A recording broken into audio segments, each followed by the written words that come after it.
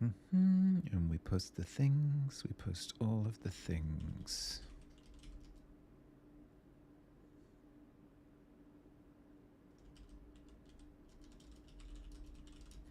We post all of the things in the places. We post the things in the places. And we do the things that advertise the other things. All of the things. Let's put one in Bevy Streams. Streams. There we go. Streams.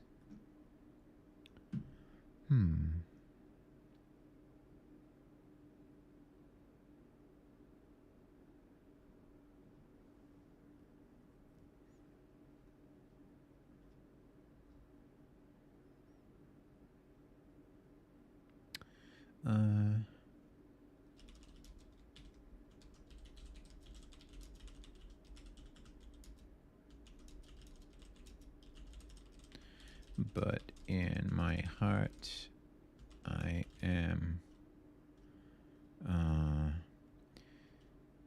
jamming along with you.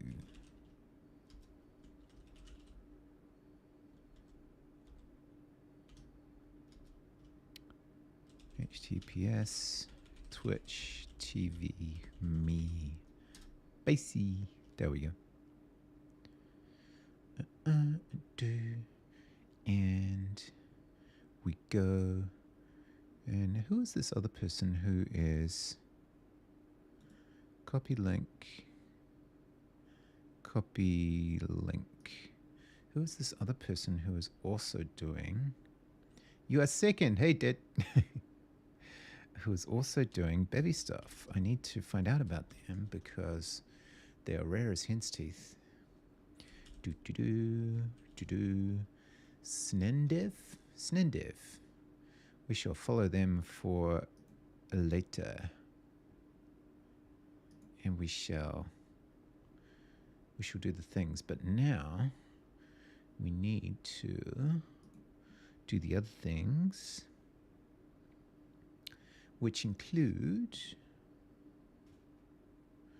streaming the streams and writing the codes. Actually, you're first, Dead, because that was a robot that preceded you. But welcome anyway. Okay. Now then, what is our current state? Let us check the build. Eloquent key, kiwibert. That one. And then we check the state and we play and we have a spinny disc. And the spinny disc takes us to the top. And then everybody's happy. Okay. Uh-oh. My bad. All right. So that works. Now we need a new enemy that chases after us, because the other ones don't chase after us at all. So let's go get our sample game, which is kiwibert. Q*bert. Do you remember the mistakeful person, the dude who stayed up 14 hours making a NAS? The mistake lol person. Yes, I do believe so. Whoa, that's potentially too loud. Where is our volume? Let's go down a tad. There we go. And we need to get a little screenshot of this, I think, so that we can kind of... Actually, maybe we could do an image search. Image... so that we can see what Coil-y looks like up close. kiwibert. Here we go. So these are all fan art. But what about the actual game?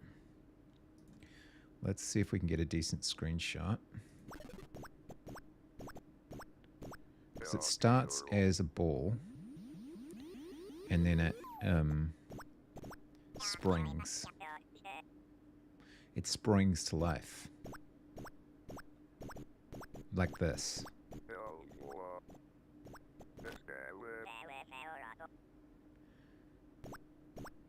Oh, that's interesting.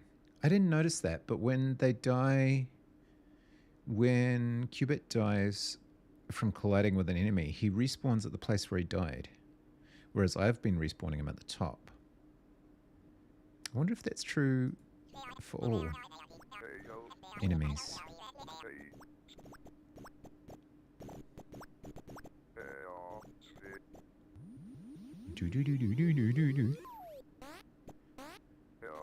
Okay, so here's Sproingy. He's probably as tall as an entire tile, so about 32, maybe even bigger. We'll get a quick screenshot of him.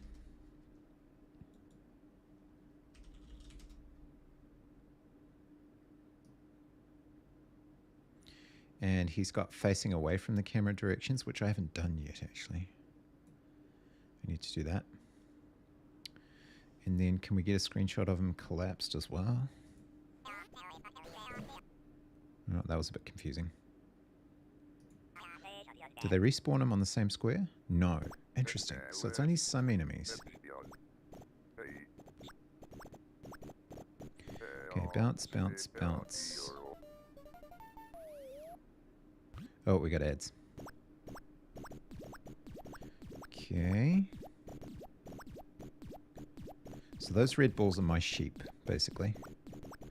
This one gets to the bottom and then regenerates, and that's his collapsed form. So let's grab that.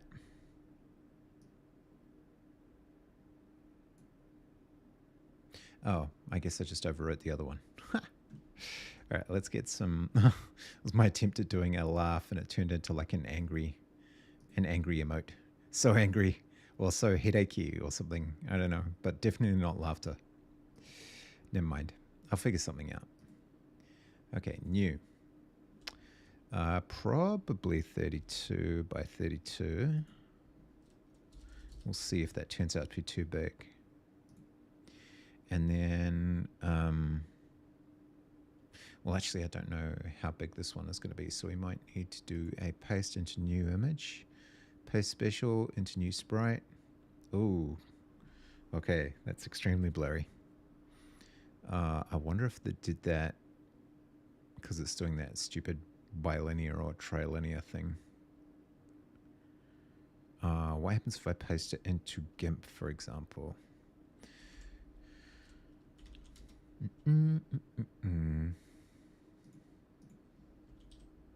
Yeah, no, pretty much the same thing. Okay. All right. Well, at least it gives us an idea of size.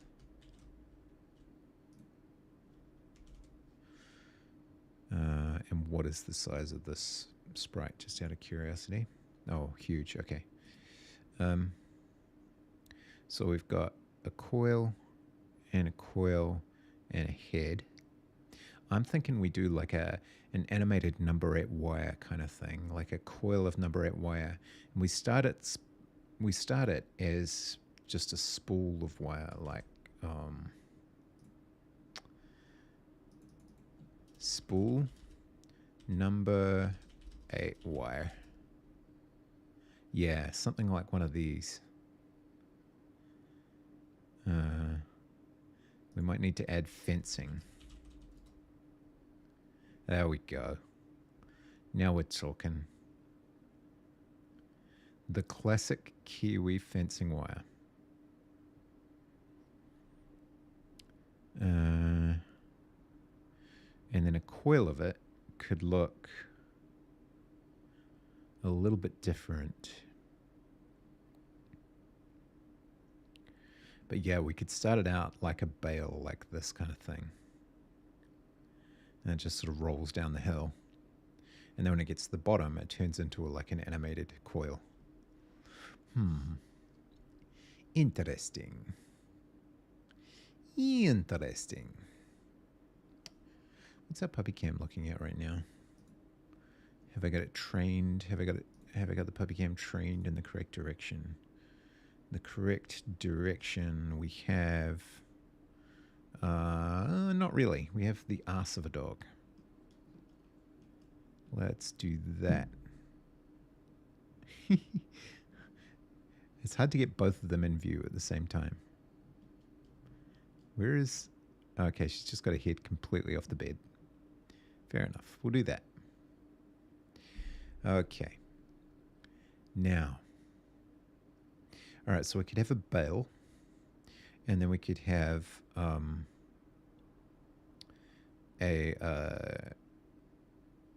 animated version. So we can probably kind of freeform a lot of that. Let's try with this. We're going to need a sprite sheet in a way, but we'll start with layers and frames, I think. So we need a coil that's expanded and a coil that's contracted, and a couple of things in between. And it doesn't need to be flash. We don't need to be like all amazing. Let's add I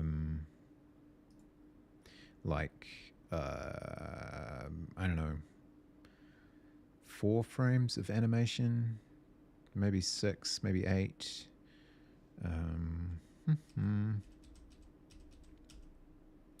And then we could add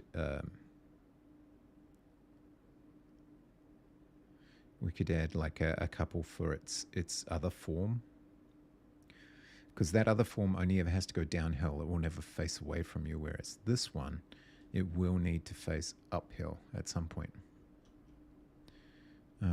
Yeah. Okay. So with a kiwi,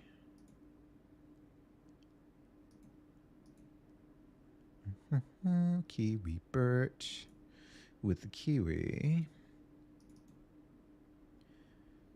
aspirate, we have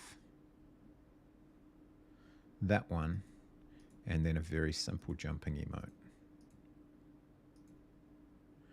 But we don't have facing away from us for when it's going uphill. Okay. All right. Well, let's work on the basics. Let's start with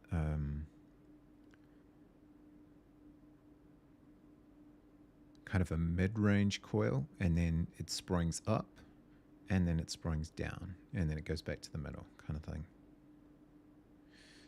So we want to maybe we want to start with the eyes. I'm thinking maybe white. Ooh, that's too big. Okay. So we haven't got much room to play here. Let's keep the eyes all the way across here. Not huge. And then maybe a little red. Yeah. And then kind of a grey. Several kinds of grey.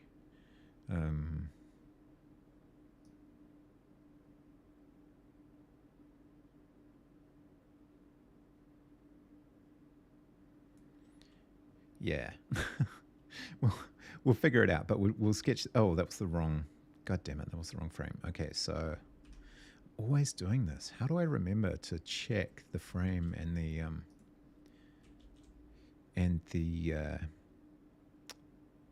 I remember to check the frame and the layer every time, because that's what I need to do.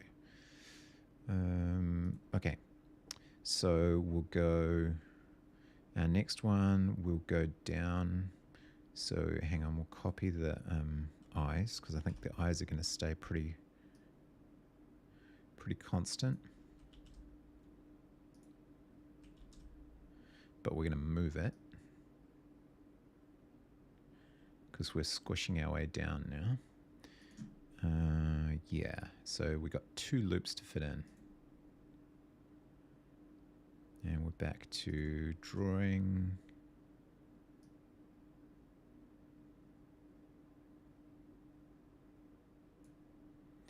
And then maybe one more really squished up one.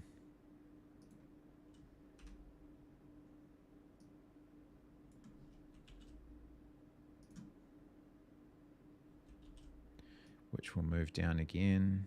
And the eyes will just let us track exactly how high it is each time.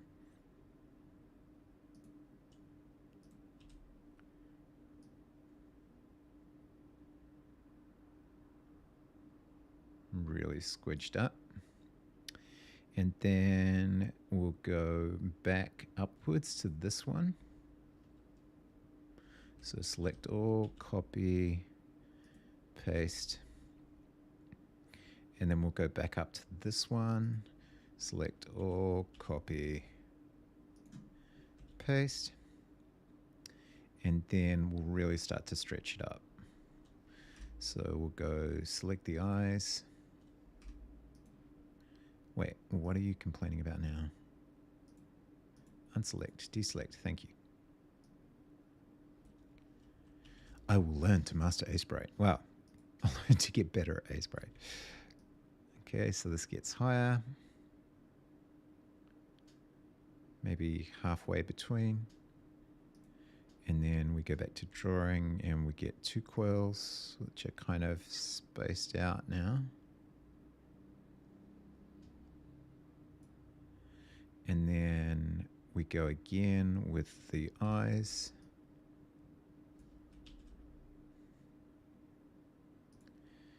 And we put them right at the top.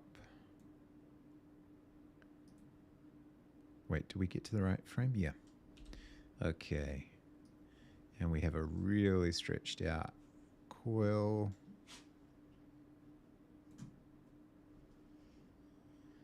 And then we go back to this frame, select all, copy, paste. And then we go back to this frame, select all, copy, paste. And that's like our static frame, right? Yeah, so I don't think we need... So if we just select these and animate. Oh, it's trying to play all of them. Hang on. Stop. Hey, Fanny Slam, how you doing? We're animating number 8 wire because I always wanted to. I mean, not really, but we're doing it anyway.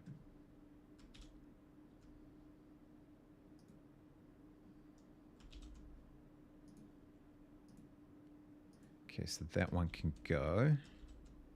All right, let's see what this does. I mean, the top one is a little bit janky. Okay, a lot of it is janky. What does it look like? I think because it has 2 frames the same, one at the start and one at the end, it's not ideal. So maybe if I remove, stop, remove this one. There we go. Now what does it do? That's a little better. Maybe it's too many. Wonder how many frames the original Coil-y has. Let's watch him and see if he's... Honestly, I think he's only got 2. He's got a... Or maybe one in the middle.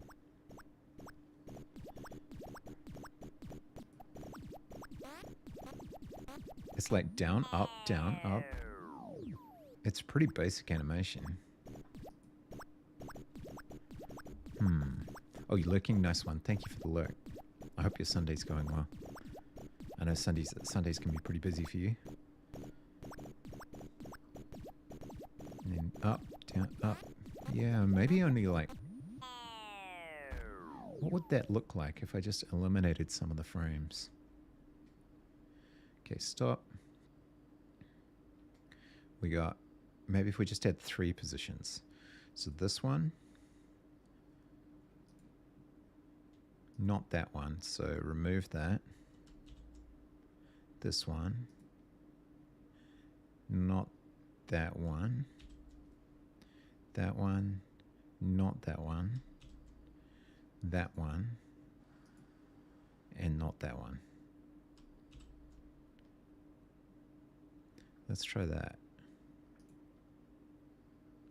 That's kind of weird. I don't like it.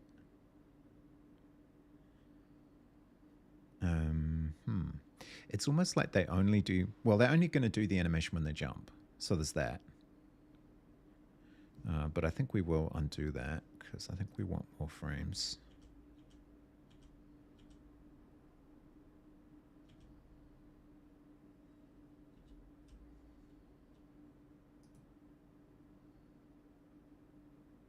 I think I'm all right with that.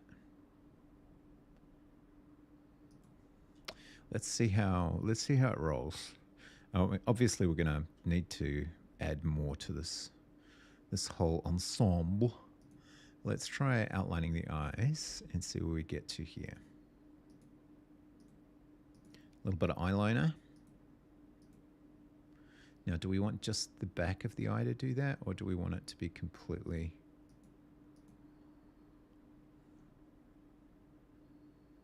Does that look like an eye anymore? Maybe it looks more like an eye before.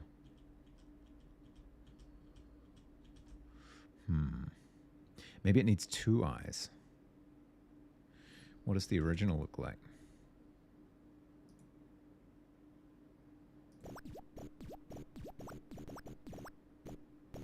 Does it have two eyes? Yeah, it does actually. Two eyes and fangs. Maybe the number 8 wire should have barbs. Interesting. Turns into barbed number 8 wire.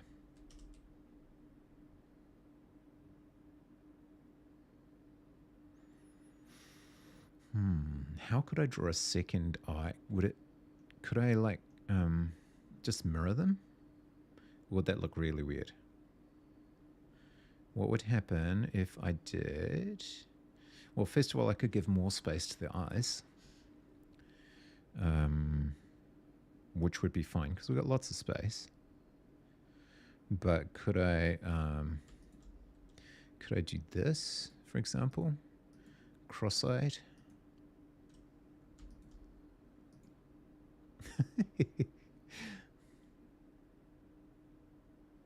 Maybe. It looks slightly more animated, alive.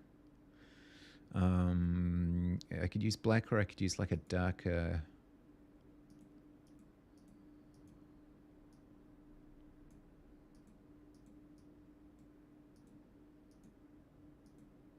It's almost like it's got glasses on.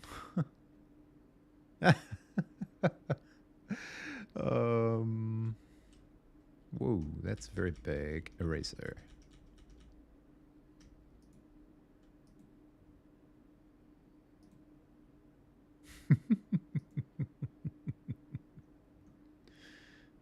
I mean, I don't hate it.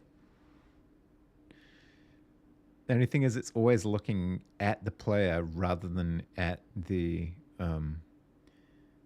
thing that it's trying to jump towards.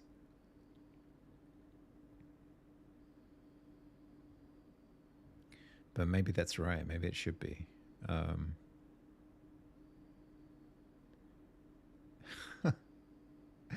It's kind of interesting. How else could I do the eyes? I could make them even bigger. So we could have disproportional eyes.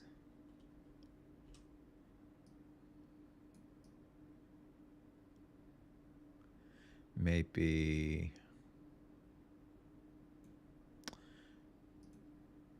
like...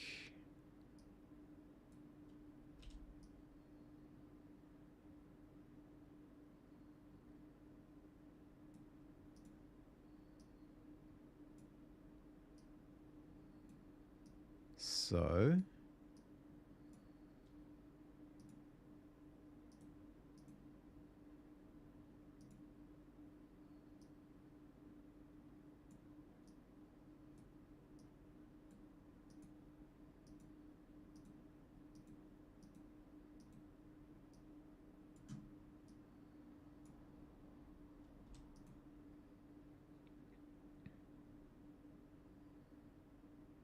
I mean, kinda.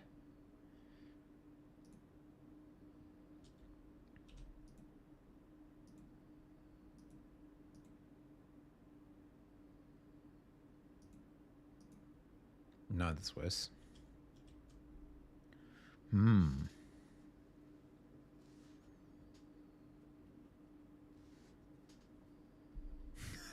Whoa! That was fast. I was just reaching for the button. Nice work. Do I like big eyes or small eyes here? Well, that looks ridiculous. So now I'm thinking maybe I like big eyes. What about less kind of pointy eyes? Back to the shadows, from whence you sprang.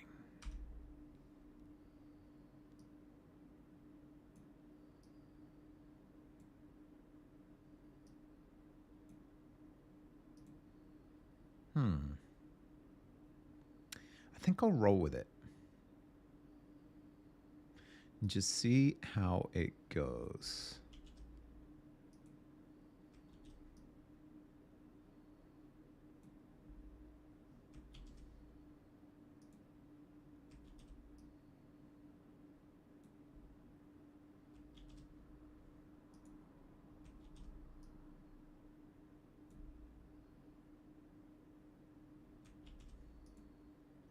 Just see how it goes, because we're not trying for perfection right now. We're trying for interesting. We're trying for experimentation. We're trying for learning. We're trying for getting the process right. Now this could be tricky because we out of room, son. So maybe we do like this, and we do like this, and then we do like this, and then we do this, and potentially even this, and we just do like that. This is how we do it.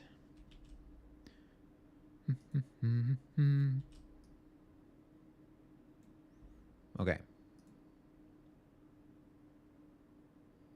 Actually, the 8th, yeah, I don't know. So what does it look like with those huge eyes now? I actually kind of like it. It's stupid, but I like it. Okay, so now we go. Now we go. Now we stop, and then now we save as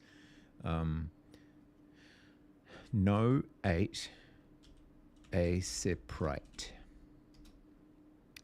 And then we go doopy doopy doo. Then we go export sprite sheet.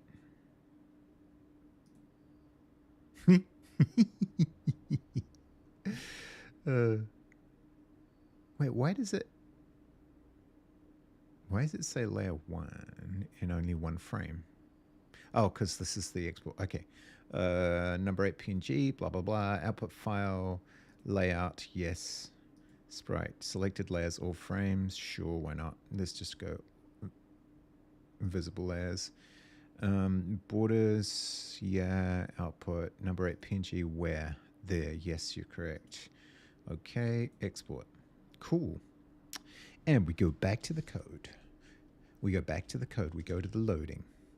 We go to the loading. Oh, we're not in the right directory. Why are we in that directory? We need to be in kiwibert. Then we go to the loading. Then we go to the textures, and we decide that N comes after L.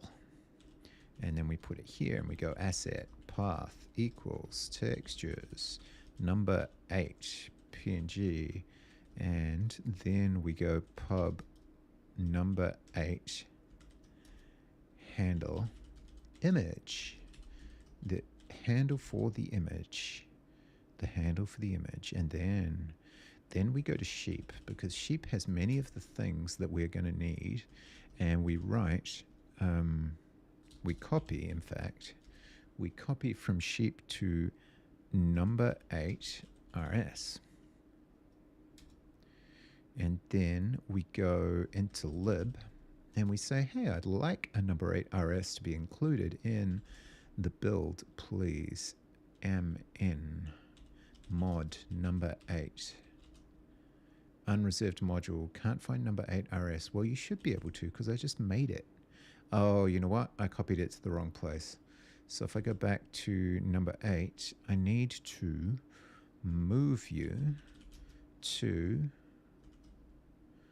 %H. Oh yeah, we're like miles away from where we're supposed to be. Source number 8 RS.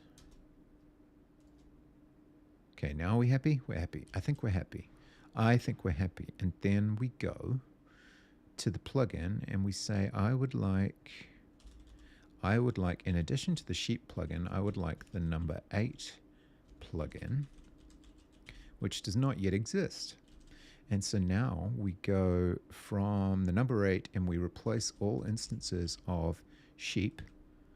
This is not something you should try in a farming connotation. In a farming scenario, you should not do this, but sheep becomes number 8 G, probably. Okay. Cool.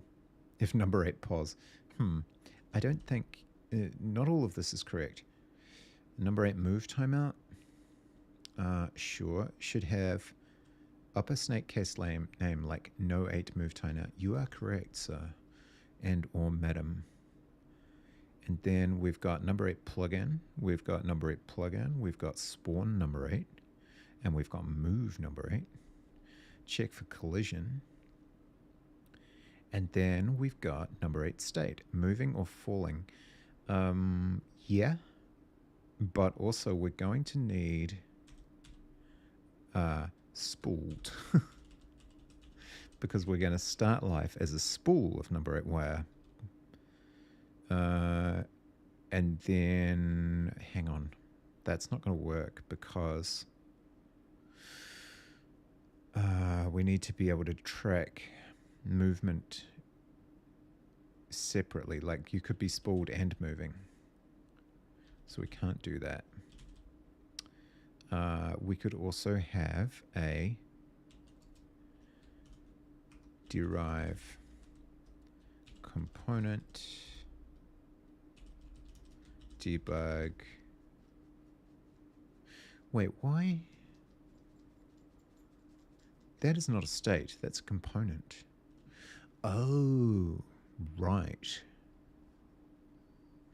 I could actually use substates for this stuff. Or even just play as number 8 states. I wonder if you ever have more than one Coil-y in operation at a time.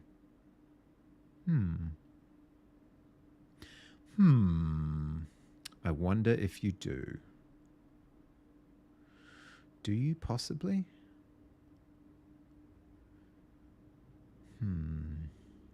It is a wardrobe. Thank you so much for the what I can only assume is a burning Elmo emote. Possibly. I have to hover over this to understand. It's T101 Chaos. Okay.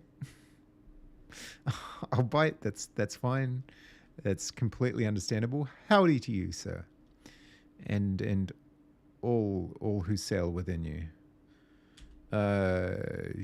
Derive component debug default debride other things no 8 state no bad no 8 move state. See, shouldn't these be the trouble with using states is that they apply basically globally. So if you ever want 2 of these enemies on the screen at the same time, they would have to apply to both of them, as I understand it. But there were just some big changes with states in Bevy 14. So I can't 100% guarantee that that's still true. We got ads in a sec.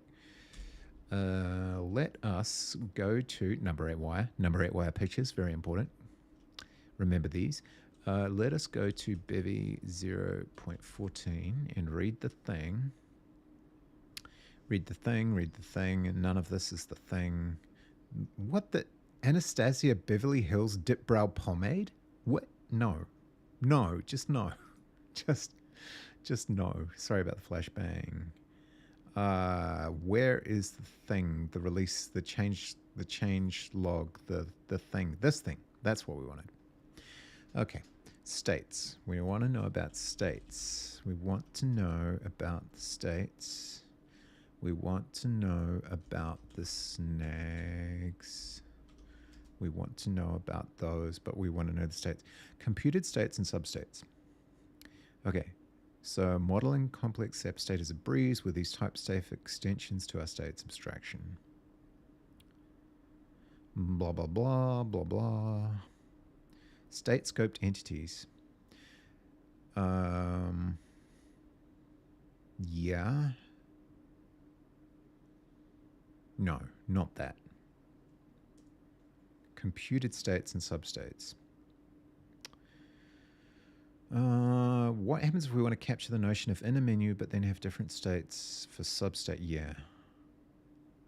What about computed states? While we're in the game, paused or not. Oh, okay.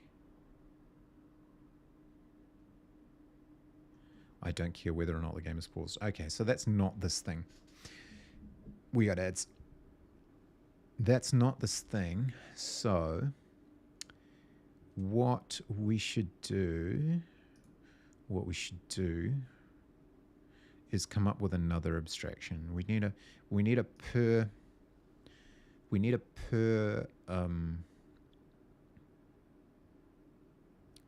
entity, per enemy, per thing. So this is number 8 move state. It's probably calling it a state is not a great thing. It's not a great technique.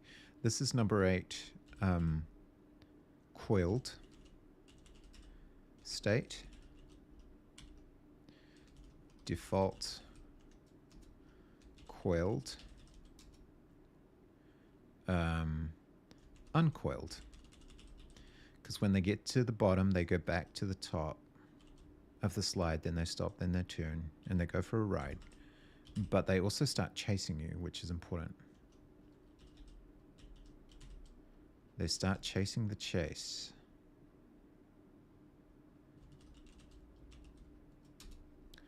Okay, yes. All right, good.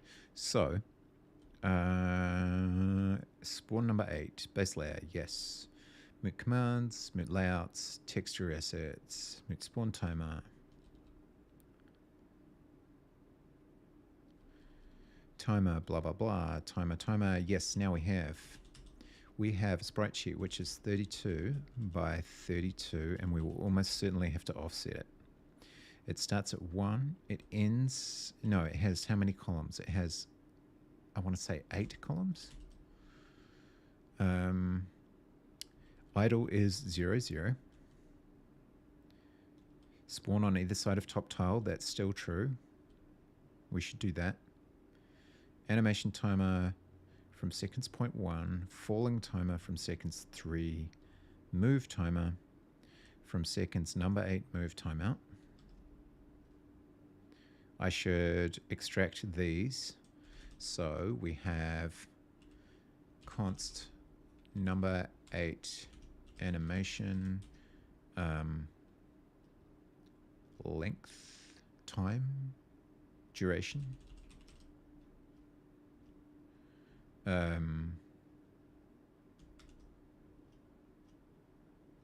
F32, and what did we say it was? Oh, okay. Frame duration, I guess, or frame timer? Frame timer? Frame timer? Frame timer? I just like saying frame timer. Animation frame timer. F32 equals 0.1. And then const number 8 fall timer. F32 equals, or I guess that's more like fall duration, equals 3. And then we go change to this, and we are well-behaved citizens who who use constants instead of number animation frame timer, instead of magic numbers, because magic numbers are bad and people shouldn't do it. And I do, but I shouldn't do it. Fall duration. So this should be frame length duration.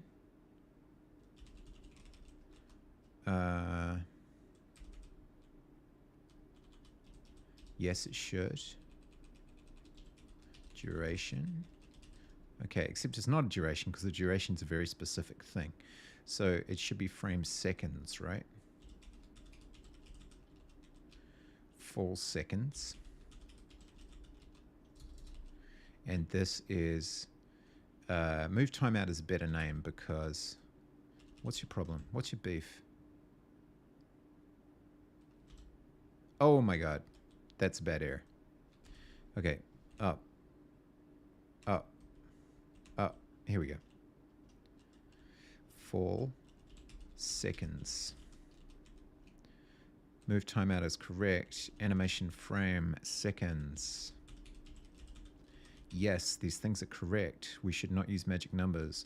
Number 8 state is now number 8 move state. Yes.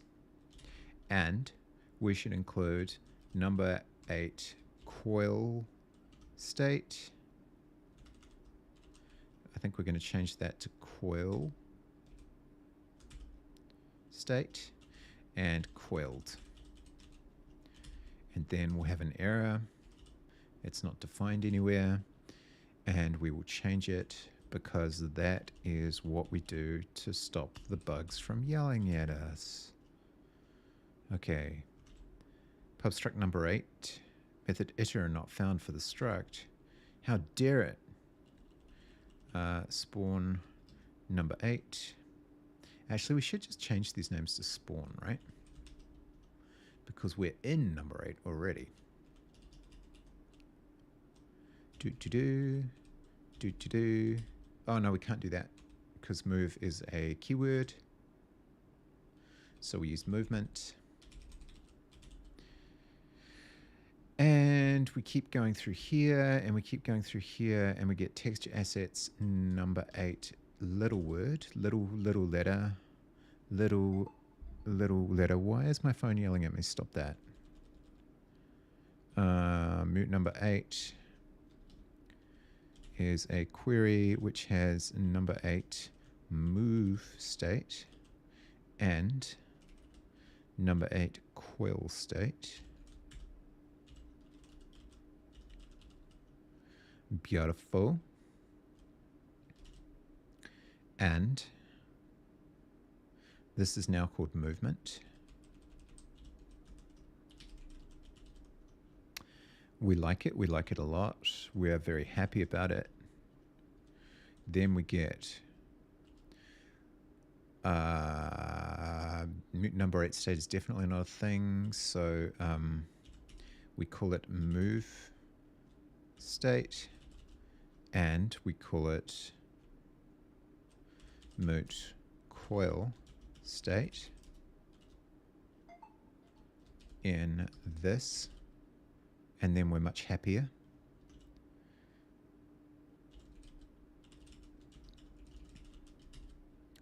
Move state, number 8 state falling, and this is now number 8 move state falling. And falling timer tick finished, blah, blah, blah, blah, blah. Tile pulse is 0, 0. Transform translation -100, sure, why not?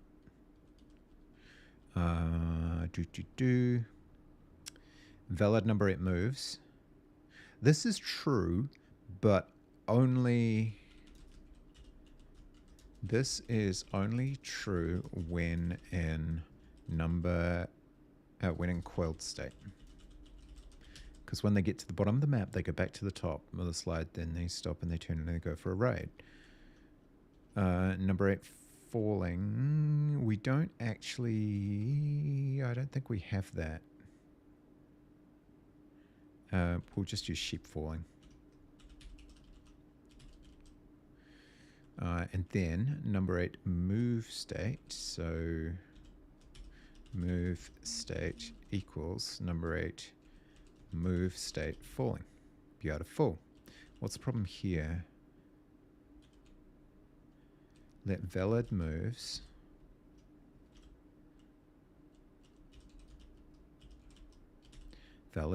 beautiful. Okay.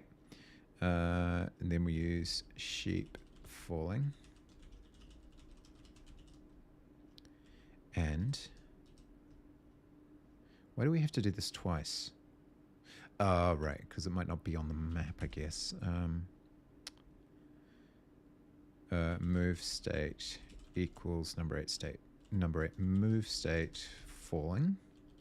We eventually get through this file. I've seen it in the future. I've seen it. It is known. Not sure about that translation. That might be wrong. Audio play, audio assets. To jump, we'll just use sheep jump for a little while. And then we keep going down. And this is going to be number 8. Player pause 4. Pause in number 8 iter. If pause is the same as player pause, then we get a collision and we get game state swearing. Magic. Okay, let's see if, well, first of all, will they appear as if they were sheep, basically? So let's find that out. Let's find that out. We need to know. Whoa, we don't need that to fail, though. Why did that fail? I don't know. Something about number 8 plugin. So much spammy, unused things. Did I not import? I didn't import number 8 plugin. That's what's going on here. Let's look and see. I think you're right. Whoa. Give me plugin. Give me plugin. Thank you for plugin. Thank you. Thank you for plugin. Do-do-do. Do-do-do-do. Do-do-do-do. Okay. Blah, blah. Here we are. Now let's watch for some spawns. They'll probably be exact. Oh, yes. That's cool. Okay. So we've got non-animating coilies, which sometimes collide with sheep.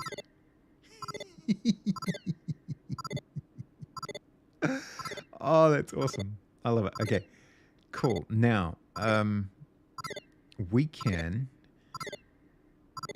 I think we want to animate them first. When we animate them... yeah, let's animate them first, and then we will... So they'll basically become like little players. And then we'll do some A-star pathing to make them follow the player around. And then we'll start to implement that thing where they fall down to the bottom of the screen and then they spawn into the coil of wire. Okay, that's our plan. Nice. Interestingly, you're really safe in this bottom corner. You can get hit in theory, but it's really unlikely. A lot of RNG has to go your way. Oh, it could happen? No. Okay. Good. Well, we're starting to get to the point where this is starting to look like a game. Okay. Excellent. Now, let's go with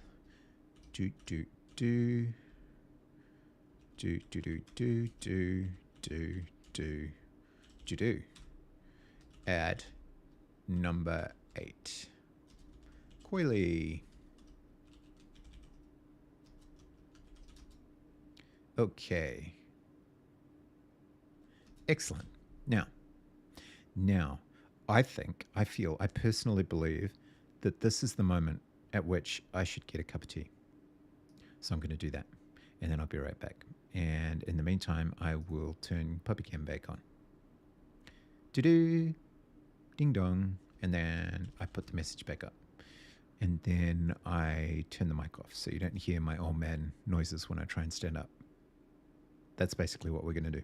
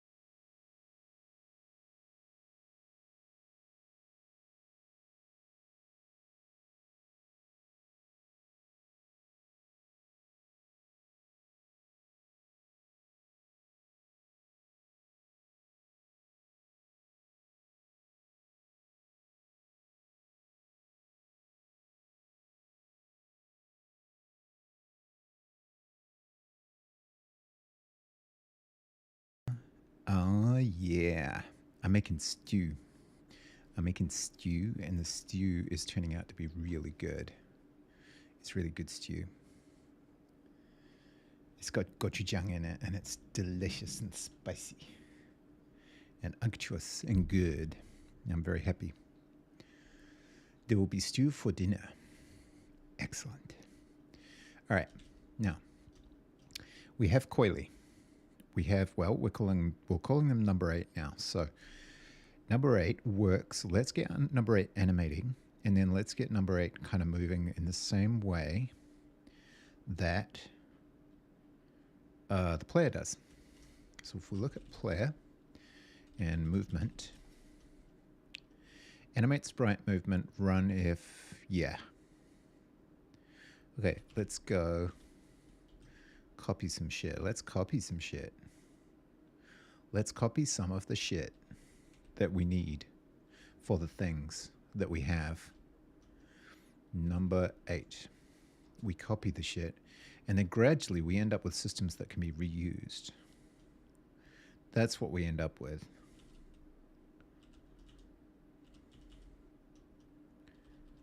We don't need that. We need the rest of that. Okay, then we get animate sprite.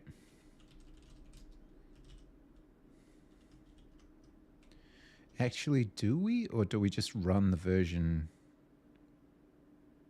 We just run the version from player, right? I think.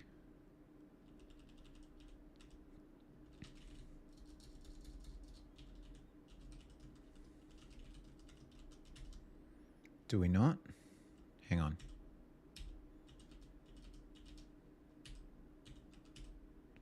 Offer to import. Oh, it's private, right? Duh.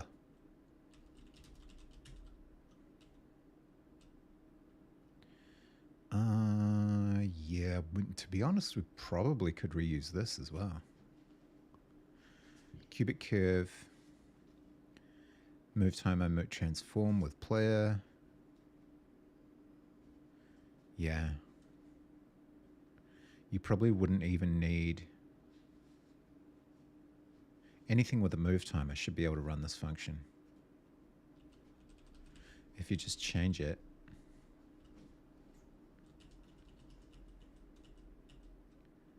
So that it doesn't depend on this.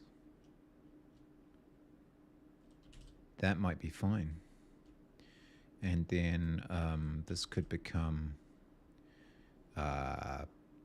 moving entity. Moving character. Moving thing on the screen. Entity is probably a bad name for this kind of thing. But yeah, that should work for everybody. So let's go. Animate jump and animate sprite could both come out of there. Hey, stop that. What? No. God damn it. Stop trying to do things for me. I tell you what I want. What I really, really want. See, you're trying to fill in shit. I don't want you to fill in shit. You're not smart enough. Okay, post move. Now, this is interesting. Do we steal this or is it not reusable? Is it reusable? Animation indices, move timer, tile pause with player. Yeah, it's probably reusable. We'll just take this away. Oh, the only thing will be the score. Yeah, maybe we can't do this. We'll create our own version. We will create our own version. FN. Post move. Yep. With number 8. Yep. Not player state. Not stats, but yes time. Okay. This is not player, it is number 8.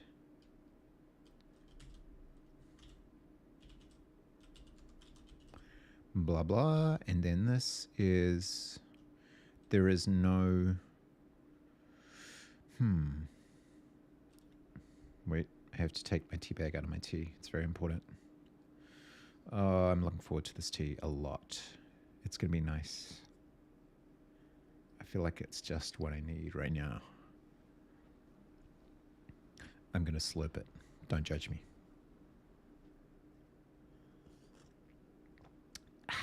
Okay. Now.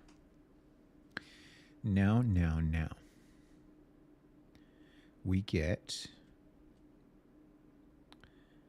If player state get now, I don't think we need to depend on a state for this. Actually, we might, because we might want to do checks like, have we reached the bottom of the map? In which case, we stop being the spool of wire and we turn into the bouncy coil monster thing. But in the meantime, let's get rid of it.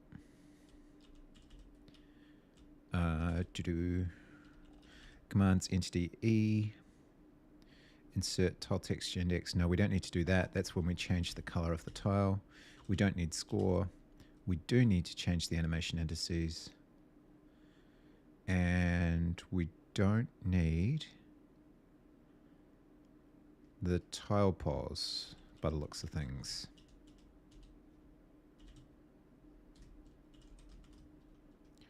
So we can get rid of that. Oh, we might do later though, actually, because we need to check it against the bottom of the map. And we don't need tile storage. Easy. Easy, easy, easy. That means we don't need base layer. Potentially... Yeah, I don't know. We'll figure it out. We don't use commands for anything. Okay, cool. Nice. All right, so do we animate at this point? I don't think we do, because we need to add a curve. So in player, we have a curve. Yeah. Animate jump. What is in init? This needs to be pub so we can use it again. And in init.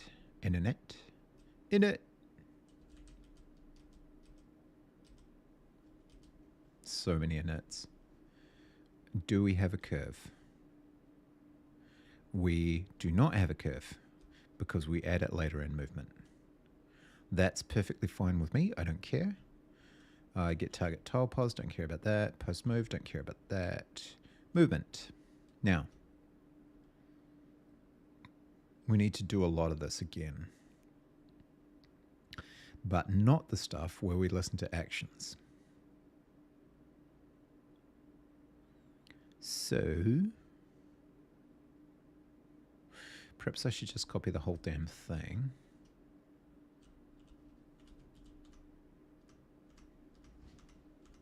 And we'll edit out the bits we don't want. A lot of this still needs maybe a second pass of refactor. What is this? This is movement. Okay.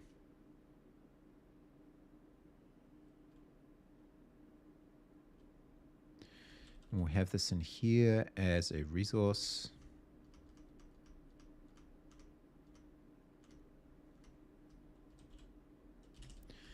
And now we need this block. This block of shit here.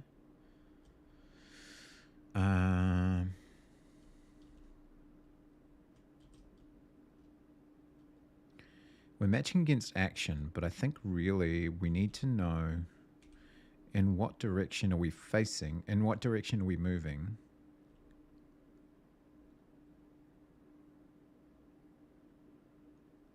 So the valid moves are move SE and move southwest. Right.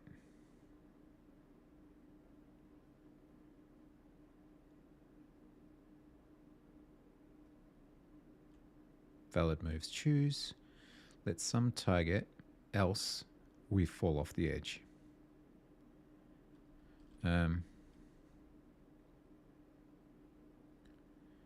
If target is none, then we get the falling sheep again. Otherwise, we need to do this.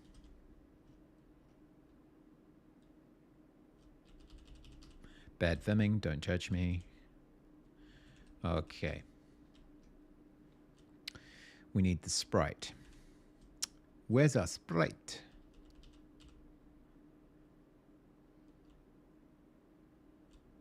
It's got to be in here. Moot sprite.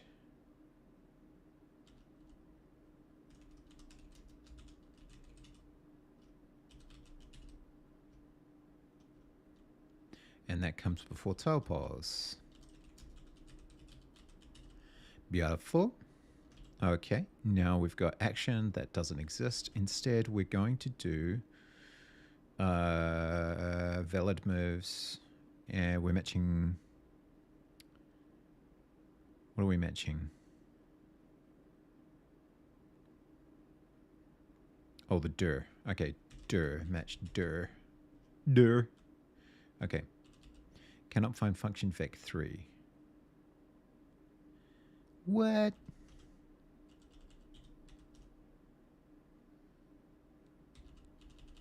Oh, we got ads.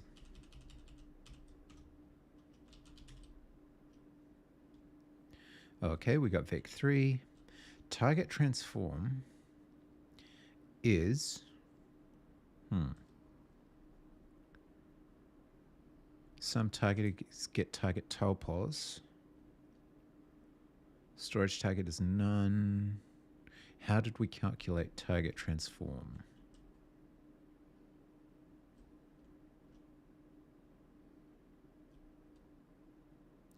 Here we go. Topos is target.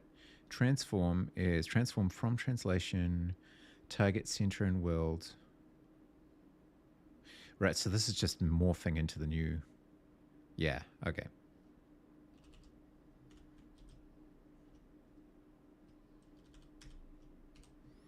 So instead of just teleporting there, we're going to move there.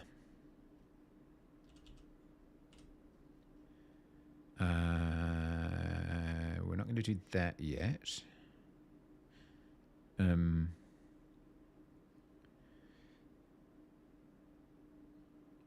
This is target transform.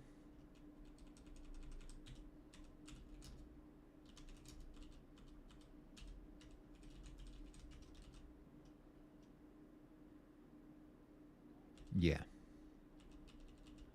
And this. Yeah. Okay. Value assigned to control points is never read. It will be. It will be, I promise you. It will be.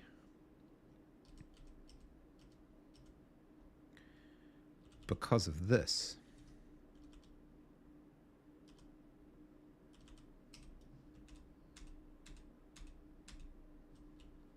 Because of this.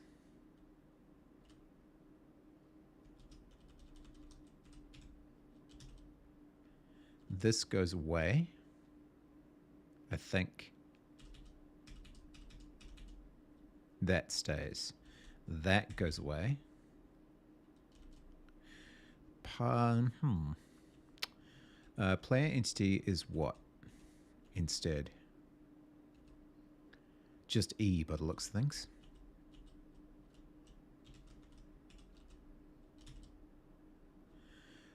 Cubic Bezier cannot find function tuple struct variant curve.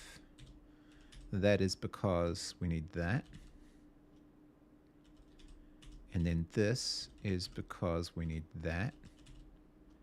No, it isn't. Animation indices cannot initialize this tuple struct which contains private fields. Pub struct blah. Pub blah. And then blah. Animation indices, right. Well, we need them. That's why we need them.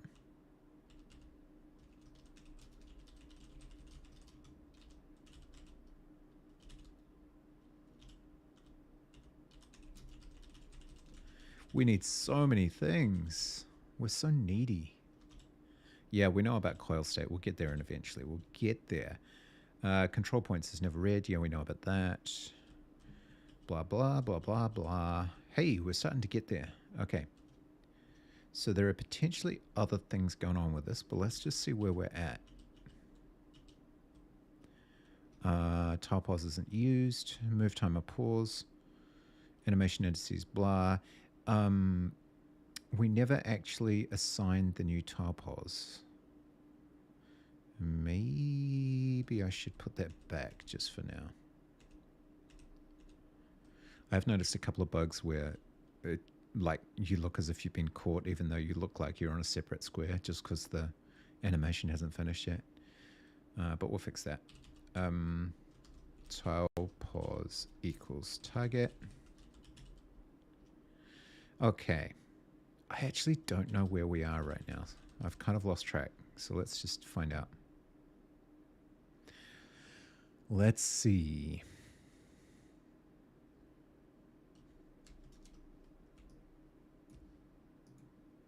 Oh no. I broke player movement. And I bet that's because...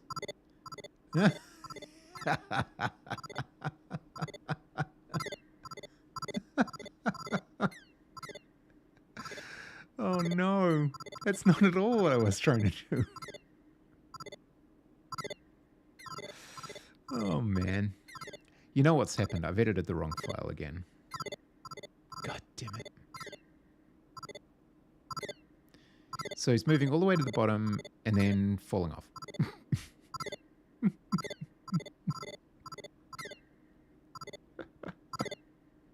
It's quite hypnotic just watching it. Okay, not quite what I was after. Not quite, but you know, we're getting there. We're getting there. We're getting there. We're getting there. Now, number 8, player. Okay, so player. When I changed those functions to be more reusable, maybe I broke them. Because now the player can't move properly, or at least it's not animating the movement.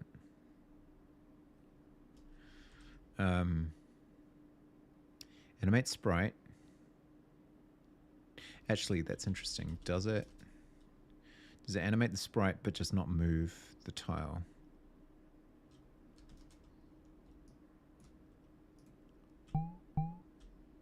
Yes. Okay, so it animates, but it's not moving. All right, that's fine. We can make that work. Reset player position, reset to top. Animate sprite is working. And it's working for both, which is good. Animate jump is not working. So we get the curve, the move timer, and the transform. Cubic curve, move timer, mute transform equals moving entity, get single mute, else return. I bet we're returning out of there.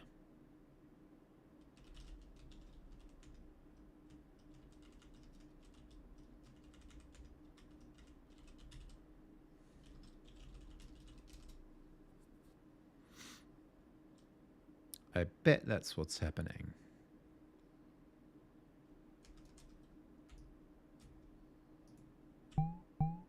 Yep.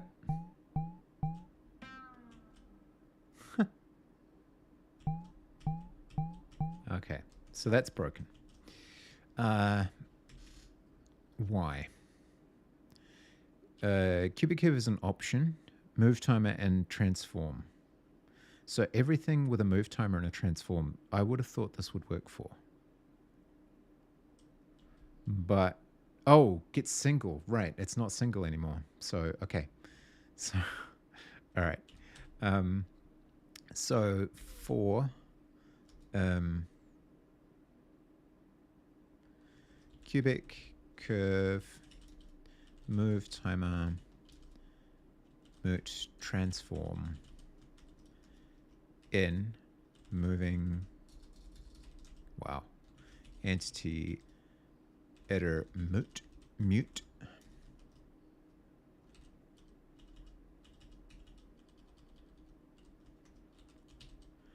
That would probably work better. I can't remember what 2.22 was. but it seems to work.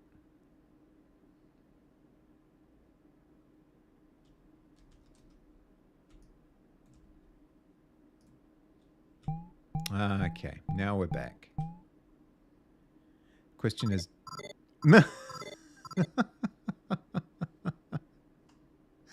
What was that?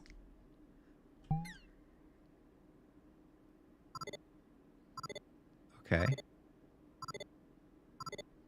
Okay. I don't think we've despawned the Coil-y. Hang on, let's finish this game and see if we can get it to reset. I think it's just flown off the screen.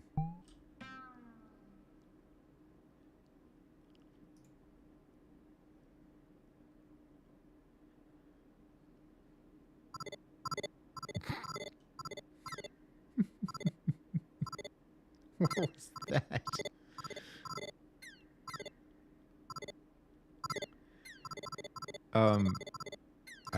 I don't quite know whether this curve is just completely wrong, but it's certainly not the behavior I would expect. Oh man. Just waving at our neighbors who are walking past. Okay. All right, so we've got movement, but it's not the movement we want, Jim. It's movement, but not as we know it. Let t's move timer elapse seconds times 2.22. Why do we do that? Oh, to get the right. This is called... Oh, what's that value called? Not parameterized. There's a word for it.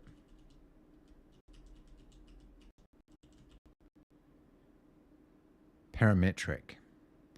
At the parametric value t. And t varies from... Yeah, okay. Just out of curiosity, if I change that...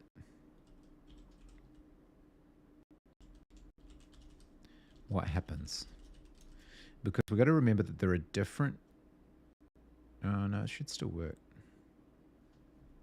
I can't remember what 2.22 was. Was that just me trying to get the timing right? Yes, apparently so. Ah, well, it works relatively well on there.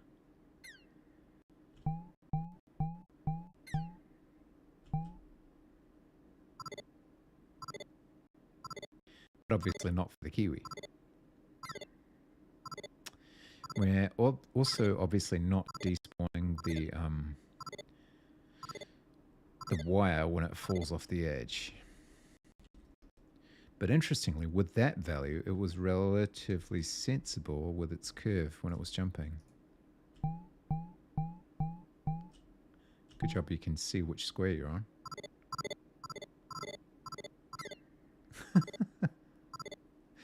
First of all, it's far too fast.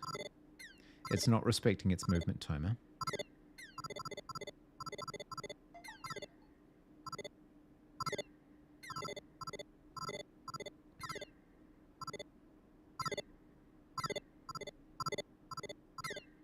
Interesting.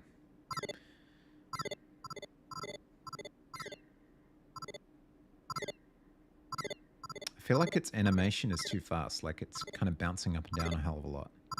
Just not what we're after. But I also think, how many frames is the animation that the kiwi has? Because maybe the difference is there.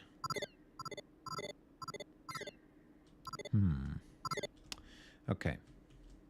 Got some investigations to make here. The parametric curve is getting wrong results for this, but let's go back to this and see if we can adjust the curve for the other one, because also the sprite is a different size. I don't know if that's going to make a difference. We might need to change some of these values to... It's going to be a bit painstaking, but let's go back to number 8.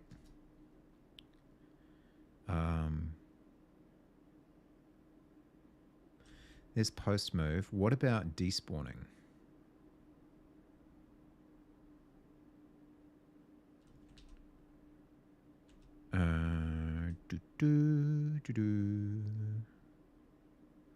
Sprite bundle, texture atlas,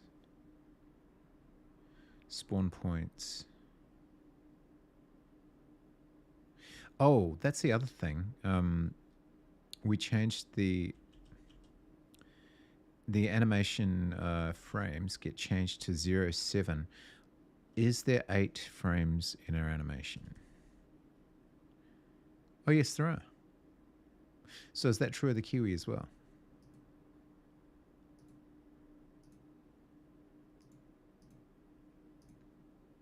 We're learning, folks. We're learning. We're learning. 1, 2, 3, 4, 5, 6, 7, 8. Perfect. Okay. So,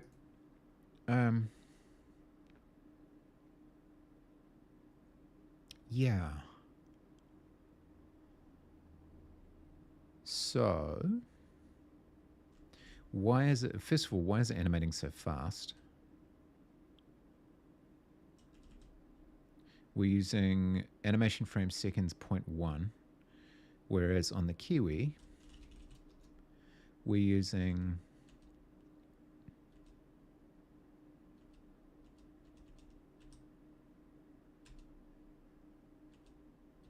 somewhere 0.1.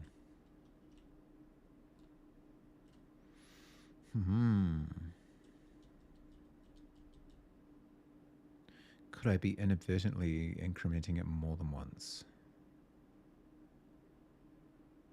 Oh, I also didn't notice whether that plus 18 offset on the transform was correct. I have to have a look at that. Okay, but first of all, we need to understand why it has these wild swings whenever we... the curve is obviously completely wrong. So... And also it's moving far too fast. So let's go with the move timeout being much slower, first of all. Because we don't want our enemies racing all over the screen. That's just intimidating. So let's do this instead.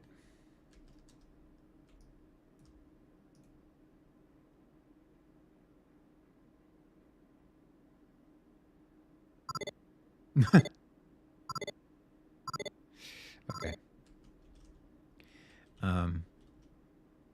That's obviously wrong. Why, though? What am I missing?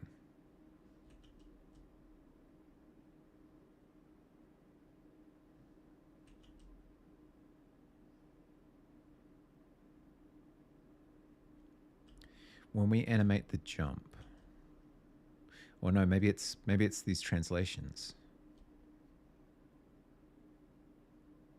Maybe they need to be a lot smaller, but they're not that huge. So what am I missing? It's like it's only a few pixels each time.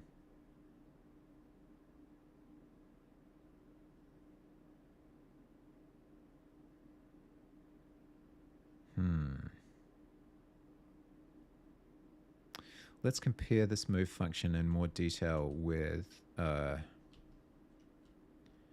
maybe we're moving it without the move timer being finished. No, it's there. Oh, but we also tick it in post move, right? Yes, that's what's going on. All right. So we're incrementing it multiple times. So not good.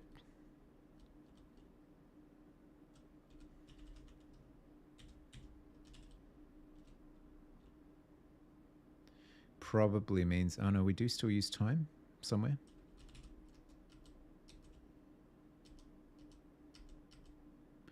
Yeah, we tick the falling timer in here. Okay, now that we're not incrementing that twice, let's see what happens.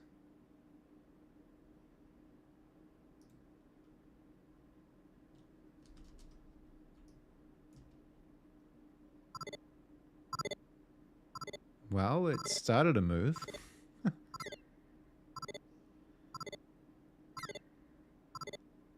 And now it never wants to move again.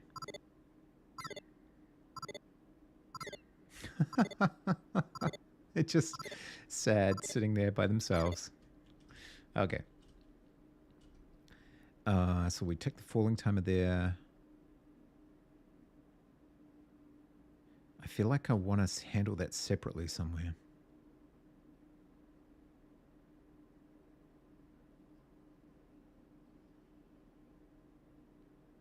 If move time, not move timer finished, continue. Thread RNG to choose the move. Make them fall if they need to fall. And then we do the transform, translation. Maybe this is wrong.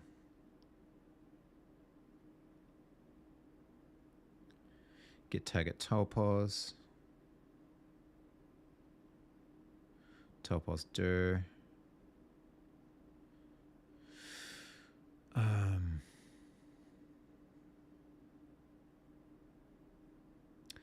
Let's compare that with player. Movement.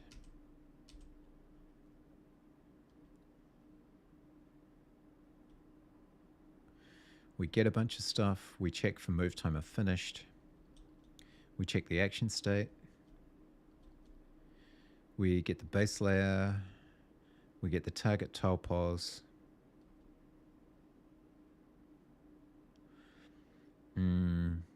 And then if it's some, we play a sound. We check to see if we're going to land on a spinner.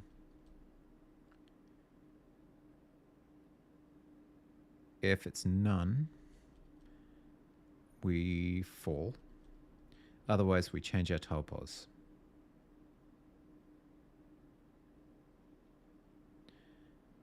And then we get the transform.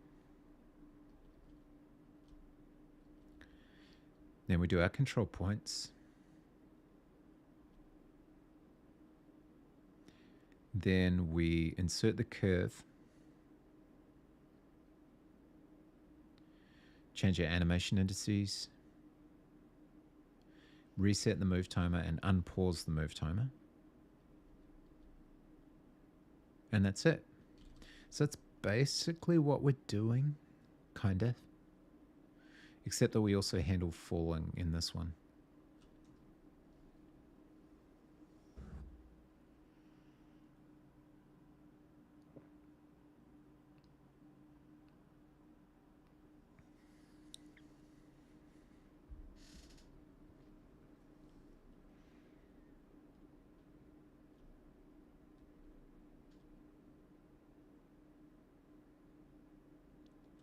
Why does this continue here? Oh, because we have to move all of them, right.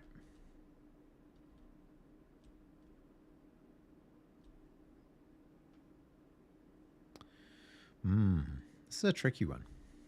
I don't completely understand what it's doing.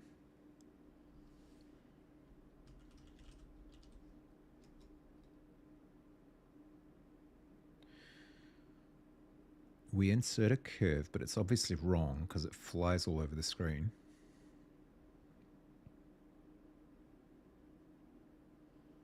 I think I'd like a little debugging output, so we'll go with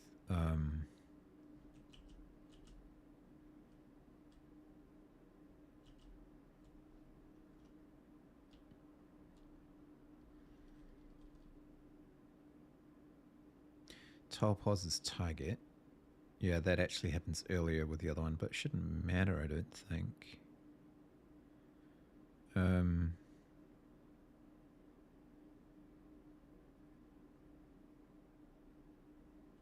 Let's go with some debug. Let's go with info,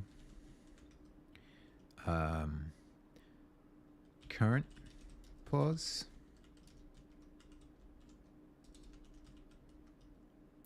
and target pause.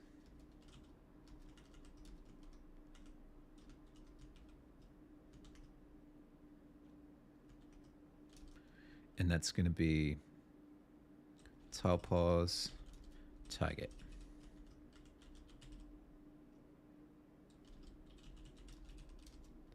We'll give that a crack.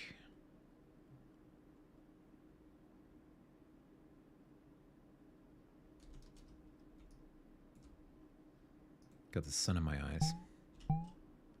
Okay, so we should have... Okay. Alright, makes sense. It's not actually moving, but...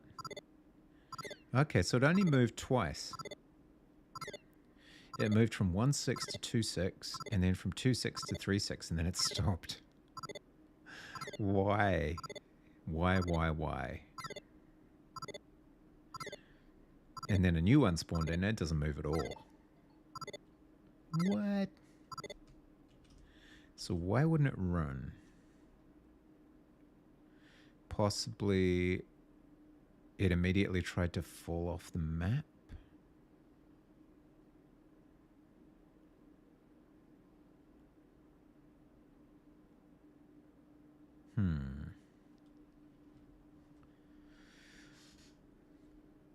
Hey, Jerem Watts. I haven't seen you creeping around this neck of the woods before. How you doing?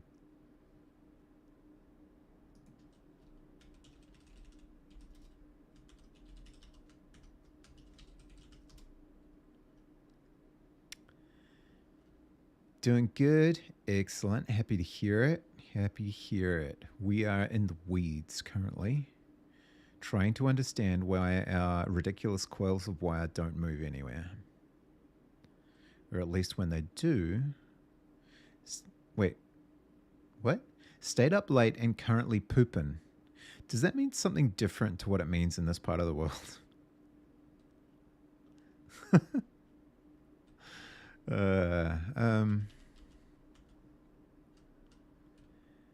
Yeah, so why do we stop? Nah. Okay. Good to know. Good to know. Why do we stop? So we're not getting into here, I don't think. If let some do valid moves choose. Is it possible else info invalid? Maybe we're getting stuck in this block here. I don't see why. So there's kind of a story behind it, but basically I said when I got to 200 followers that I'd write a game in Godot. I'd re-implement a 1982 arcade game. And I tried it for a day and got really frustrated with Godot. So I went back to Bevy, and I've been writing it in Bevy for the last couple of weeks, and it's fun. It's teaching me a lot of basic concepts about games that I need to know. We're cloning kiwibert, the original 1982 kiwibert. But we're a little stuck on our coilies, which don't seem to be moving the way I thought they would. This is kiwibert. At least he's moving. But they are not. We get 2 moves where they'll fly off into space and then nothing ever again. So this is not good. This is not what I would have expected. Oh, well, at least it's colliding, so that's good.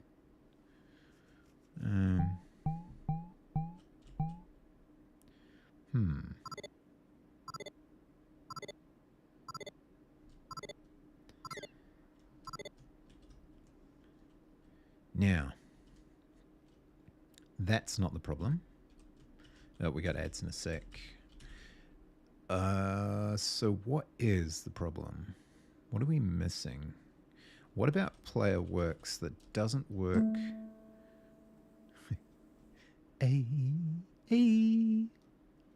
Okay, what about player do we need that we don't have?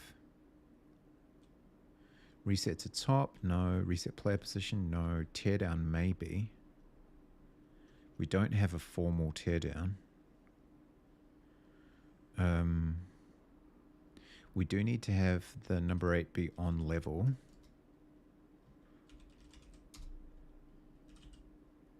because they need to be torn down with the rest of the stuff, but they are already, so that's good. We've got a falling timer, we've got a move timer, we've got an animation timer. It all kind of works the same way. So what am I missing? Why does it stop moving after 2 moves? Is there a timer that's not being reset that should be? What about post move? Let's look at our post move function. Move timer pause, yep. If not move timer paused and move timer tick finished. Animation indices get reset, that's fine. And move timer gets paused, which is also fine. And we don't actually need tile pause, but we might later. What we could do is like info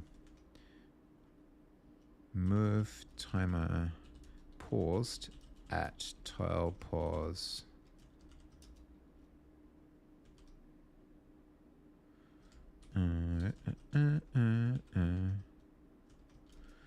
at tile pause.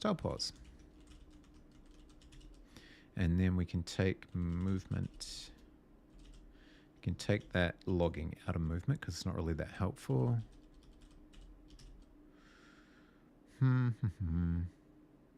Possibly we know it's not failing to choose a move. If storage get target is none, then we're falling. That's a possibility too. Let's see what happens. We have to ignore this ridiculous animation, which definitely needs work.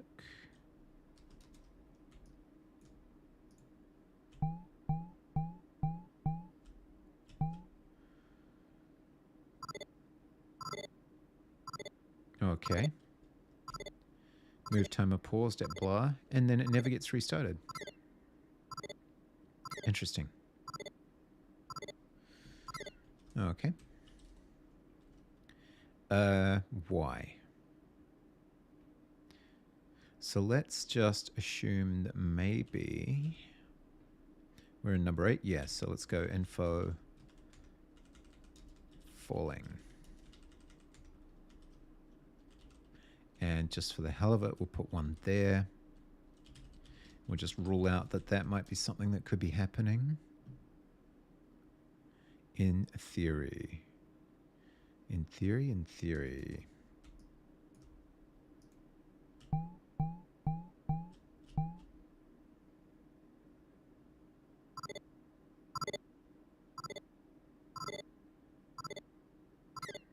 Nope, definitely not falling. What is going on?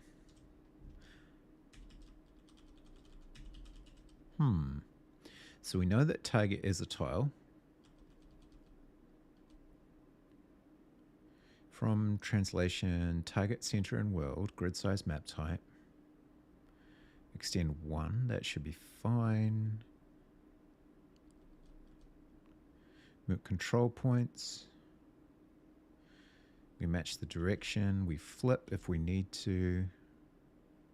We have a couple of curves, which should not be a problem. What is that transform? Is that my transform? Yeah.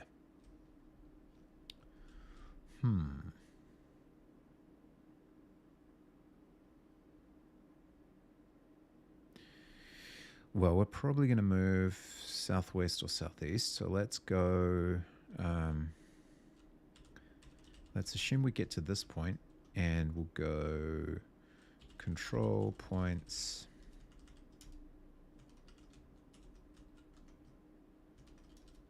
Control points.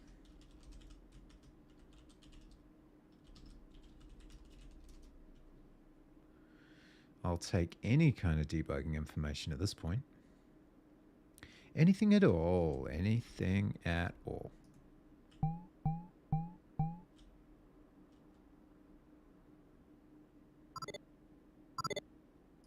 Okay.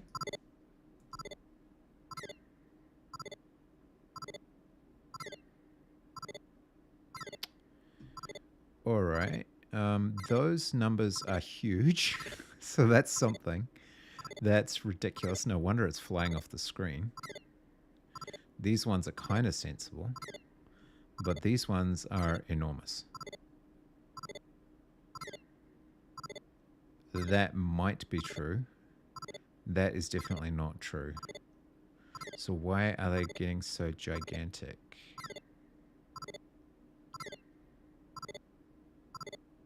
I mean, that's, yeah. If that's in pixels, that's ridiculous. Okay, that's interesting. Why is the second lot?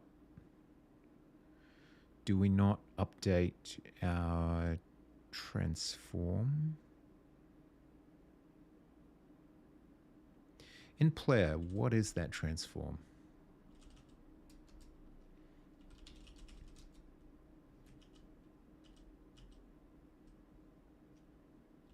That's the player's transform, right?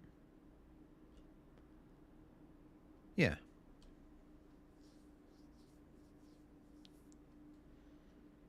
Okay.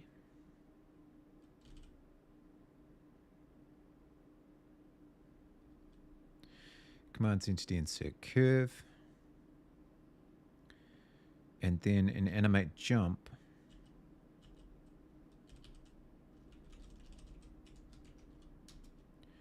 we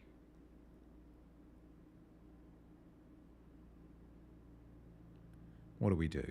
We get the curve, we get a move timer, we get the transform. For cubic curve, move timer, transform. If let some curve, if not move timer finished, then we get the parametric value move timer times 2.2. What is T? Parametric value T.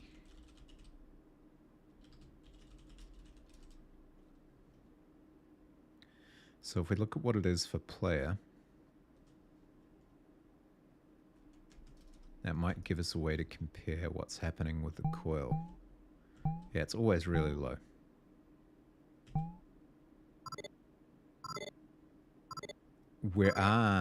Okay. Oh no, because that's realistic because, oh, but it never resets. Look at that. It always stays the same.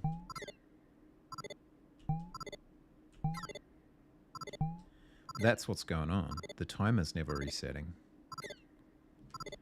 Okay, good.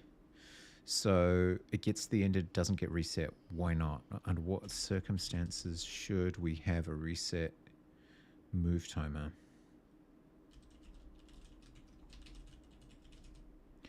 In player RS, it happens at the end of the move. In sheep RS, it happens at the end of the move. And in number 8, it happens at the end of the move.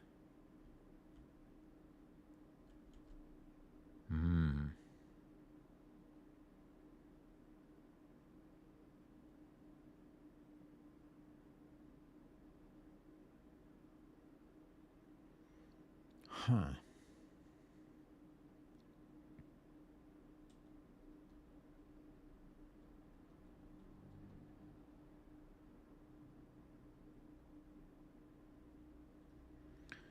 Obviously, those values are not good for anything but the player. Because if I change it to like 1.1, does that get better? Maths. I need more tea.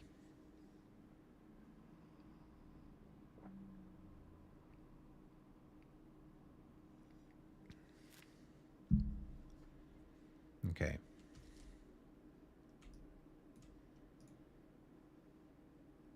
Doesn't work for the player. But it kind of does work for Coil-y, except no, he takes off again. God damn it. Is it? Oh, I don't know. What's going on?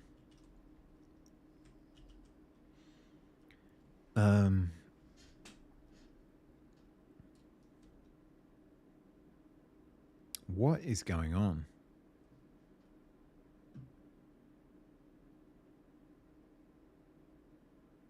So 2.2 was just a value that worked in terms of, but maybe this is wrong. Maybe this is a bad way to get a parametric value.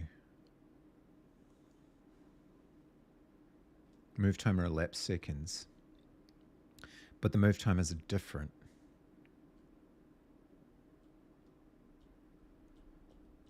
Maybe I should use a separate one for Coil-y, but even so,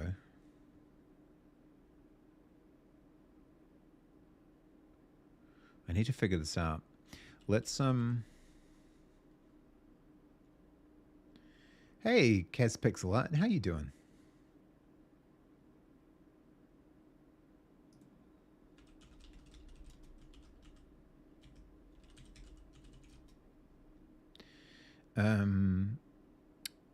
Yeah, so let's try making this back into a with player. You good? I am very pleased to hear it. Very, very pleased. Let's go for animate jump. This is not going to be the player animate jump anymore. We're going to use separate ones because this is not working out.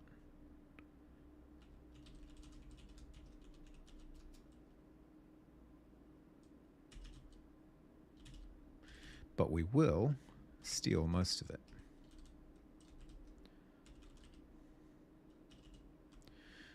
This is going to be with number 8. And then let's just rein this back in a lot.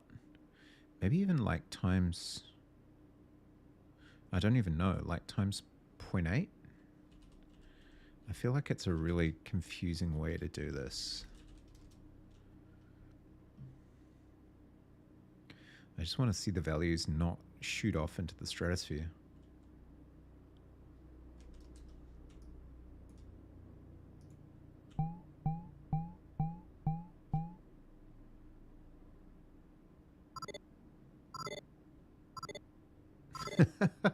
It's all over the place. And it only happens twice. Oh, man.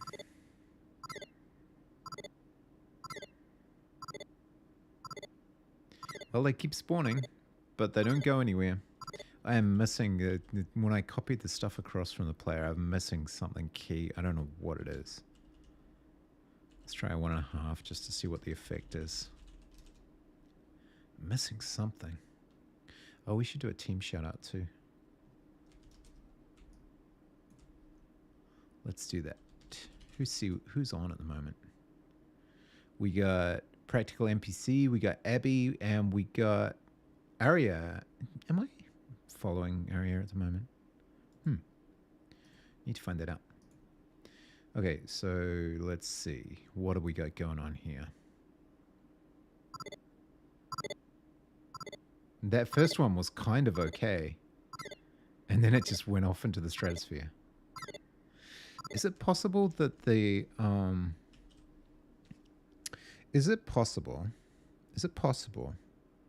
that the transform is being updated way too often? Is that a possibility? When do we actually run that? Oh, we run animate jump all the time. Run if an in-state game state playing. Why do we do that?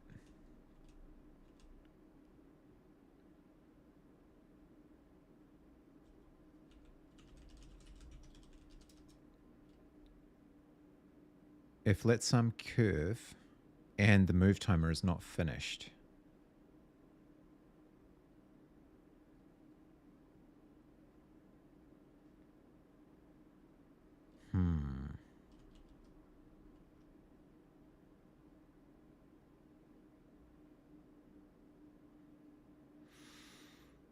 This feels wrong.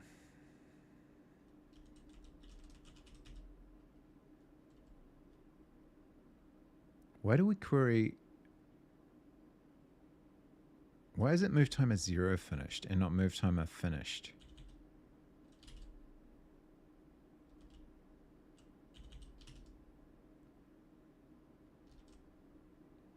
I don't know what that would change, but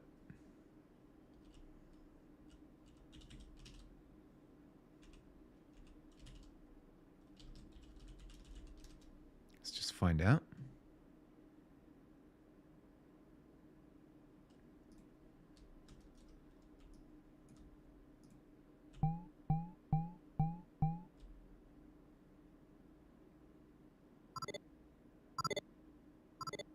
It still wanders off into the stratosphere and then stops moving altogether. And we get these massive values. Like, why are they so huge? What, why, what? What is happening? What is happening? Check for collision, blah, blah, blah. Post move. Not move timer paused. Then we move timer paused. And then it never gets restarted.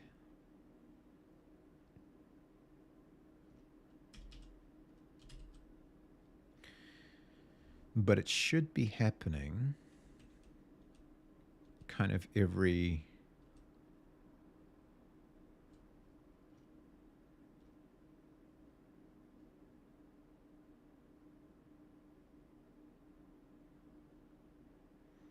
How would it get unpaused?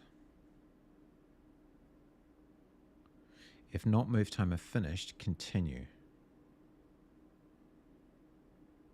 Maybe I should check for pause state here, but why? Finished ignores pause state, doesn't it?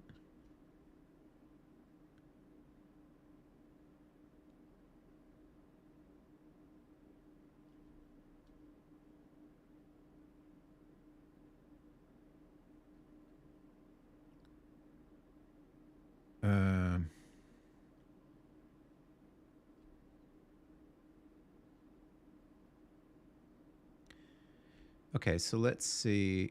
Let's find out what the path through this is looking like at the moment. Not finished. And then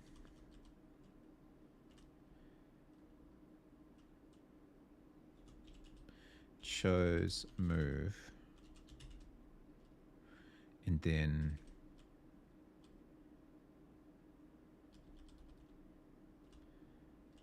valid move.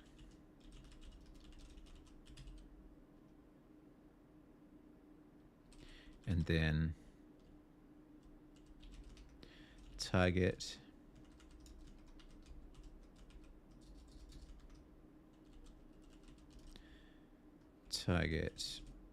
transform translation.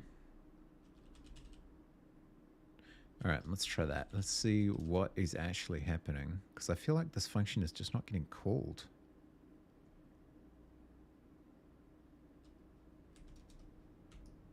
It's confusing. It's very, very, very confusing. Not finished. Not finished. And then the time is just forever not finished. Okay. So it's not getting reset, basically. All right. Well, that's good information. We never get to this. It's all here.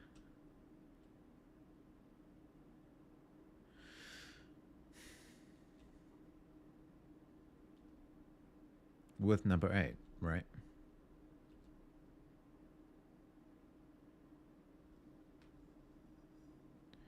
Wait a minute. No. I was going to say, are we just replacing the... Could we just be replacing the number 8 entity every time we spawn? Maybe... Maybe we just only run spawn timer once. Maybe that would be another good debugging step. Spawn run if in state playing. Run if run once. Yeah, let's try that. Just see if it keeps moving, if it doesn't get interrupted by the other Coil-y being spawned. Because that would be a good piece of information. We will get to the bottom of it. We absolutely will.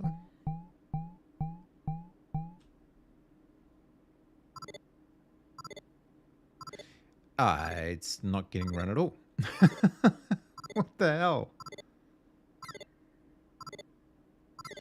Run once, damn it, not run never. What? Run if instead. It's probably being run too early.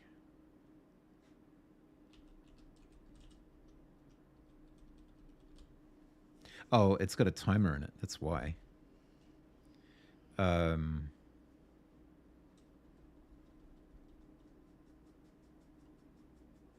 All right, it's got a timer in it. That's good.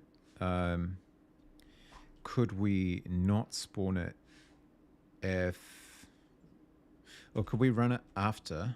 How do we do it with player? We run it after movement? No, spawn player. Oh, we do player spawning in next level, right?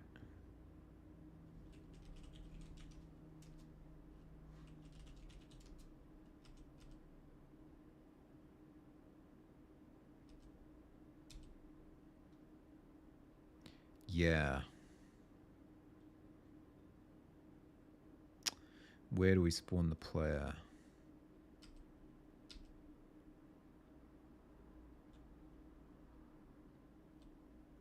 We insert the base layer, level animation timer,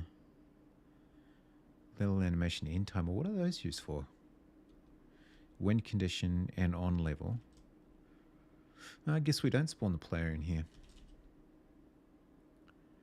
Where do we spawn them? In init, which we run after something? On enter game state playing.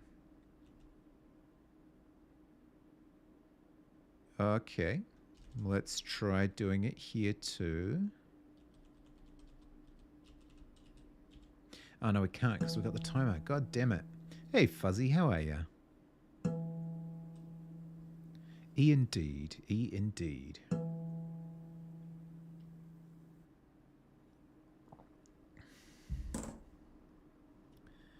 Now, this is very annoying. We can't do run once, that won't work. But I would like it so that it only happens once, in a way. Birdies. Oh, been better? What happened? So, how's about myself? Well, I have to resign my job tomorrow, so that's kind of making me nervous. But apart from that, I am okay. I am okay. I am frustrated at not being able to understand why this Coil-y is not moving around. Look at him. Look at him just laughing at us. Look at him laughing at us with his number 8 wire stupid face.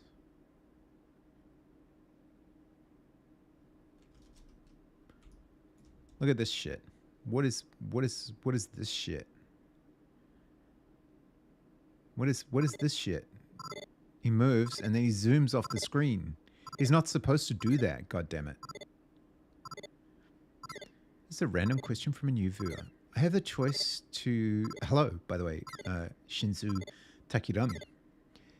I have the choice to either take a C++ or Java course in college, and I am looking for opinions on what I should take. I need to take one of those two since they're the only ones available to me. It kind of depends. There is still Java work out there. Java is incredibly popular and it's being used widely, particularly in the financial sector, but also all over the place. However, it's becoming more rare to get a job in, for example, a startup. With Java, you're much more likely to encounter things like Node.js, even C# still, Python, Go, all of those good things, and less perhaps of the Java. The reason you would take C++ is either because you are interested in some aspects of game development, or some aspects of embedded programming, i.e., putting things on devices, uh, circuit board work, although even then, oftentimes you're using C. Or potentially for some kind of flight systems use it, I believe. I know, what's their name? Rocket Lab hires C++ devs sometimes. So that kind of area. Not perhaps as employable, a little bit harder to find C++ jobs, but they're definitely out there.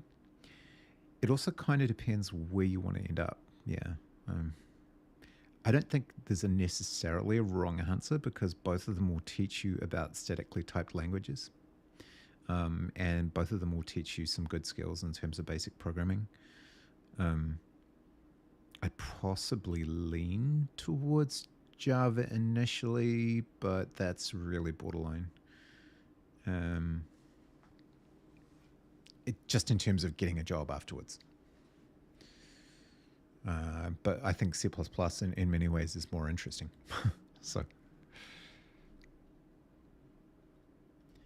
oh, you're going to be a teacher? Oh, it's not a career option. You just need a comp sci class for your degree. Take Java. Yeah. You'll probably end up picking up slightly more relevant information, just because C++ is a very niche kind of thing. Yeah, I would say take Java. You're more likely to be able to use Java in the classroom, I would have thought. But interesting. I didn't realize you needed a comp sci class for that. I'm surprised they don't use something else like Python. Okay, I need to think about this. I know it's... I think we just need a resource. Don't take either LimpPython, yeah. I think we need a resource that tells us whether one Coil-y is spoiled or not. Spoiled? Spawned. Or actually, no, we just need to not reset the spawn timer. That's all we need to do. So spawn. If not timer tick delta is finished, return. Don't reset the timer. Which timer is it? Spawn timer, number 8 spawn timer. Oh, thanks for the follow. Appreciate it. Yeah, good luck with it anyway. It'd be interesting to hear how you get on.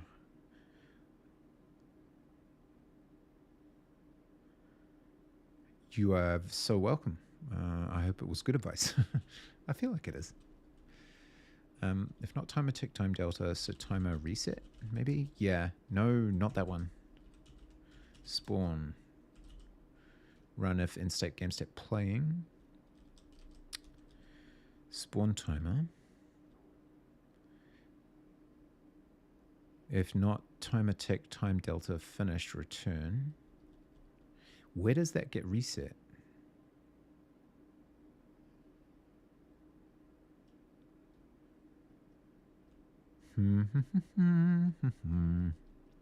Somewhere it gets reset.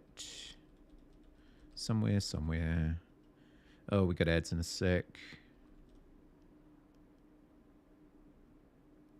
Do I have another job lined up? Not exactly, which is the nerve-wracking part, but it's gotten to the point where I honestly don't feel kind of like showing up for work at all at the moment, and that's no way for either. That doesn't help them or me. Yeah, it hasn't been good. So I'm kind of taking the plunge, I guess. The market isn't amazing for finding more work right now, but it's better for seniors than for juniors, and there are jobs out there. So Your second stream slave? Yeah, maybe. Yeah, it's like, I've got a 4-week notice period, I guess. So I've got that long, but I don't know if they're going to make me work it. So there has been some, yeah, it's not a good situation, and I don't like doing it this way, but yeah, we're just going to have to go for it. So if I'm a little stressed over the next couple of weeks, that's why. But I'm hoping that I will be able to score something at least. What I really want to do is contracts so that I can spend less time working and a little more time developing and potentially publishing games. But until then, yeah, I got this. When you got to go, you got to go. Absolutely. Until then, until the contract market picks up, I'm probably going to have to take another full-time position and just see where it goes from there. So stressy, but I think we'll be okay. I think I've never not been in work, so I think if it just takes a little while, then it takes a little while. I'm nervous about the conversation though tomorrow. Like, I don't know that they're expecting this, and I'm stressed. But I also have a Coil-y to fix. So why? Oh, I know why, because it'll be a repeating timer. Yes, there you are. Once, I think it's called. There we go. Now let's try it and see if it actually stays working or not. I think it'll still fail, but I just want to see if it moves further than 2 squares.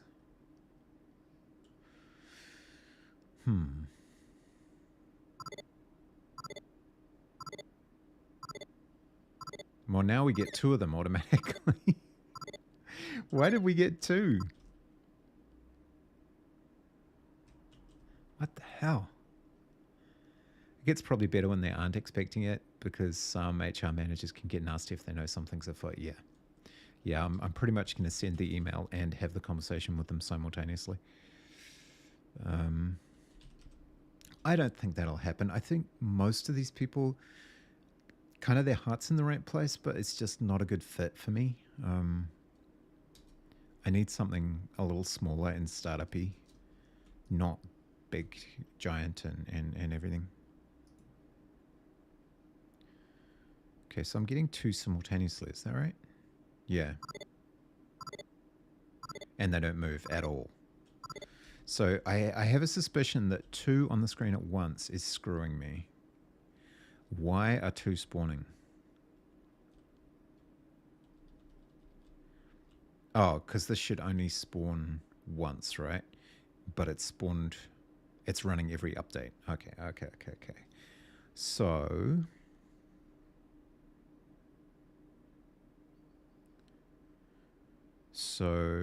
I need to tick the timer in a separate function. No, that's wrong.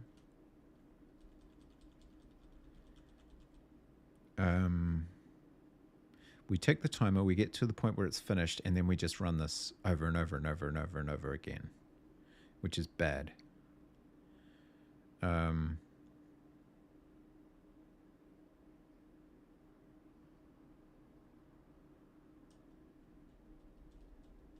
I think we need to set a state. Got a lot of tools on your belt, so I'm sure someone will grab you pretty quickly. I appreciate that.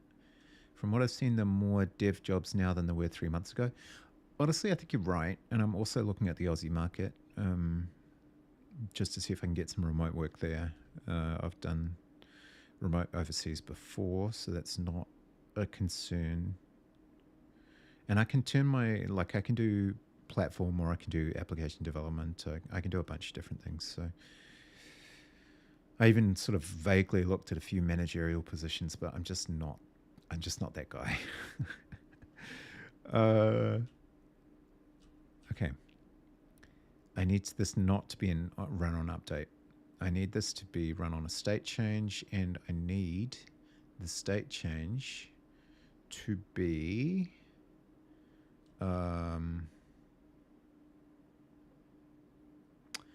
something like, let's look at player.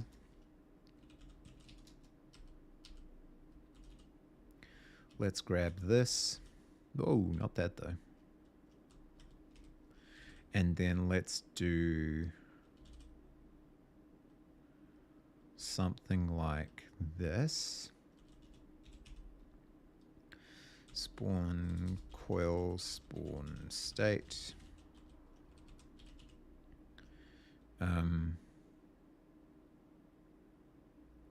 Yes. No. Default is no.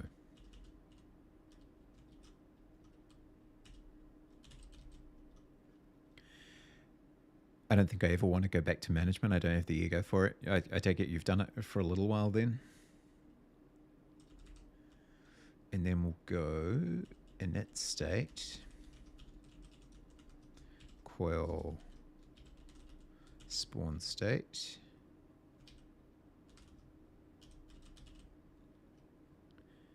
That's an enum. Yeah, I know. Just don't judge me, all right? It's temporary. I'm just trying to get past this point. And then in spawn, actually, let's make pub fn wait for spawn.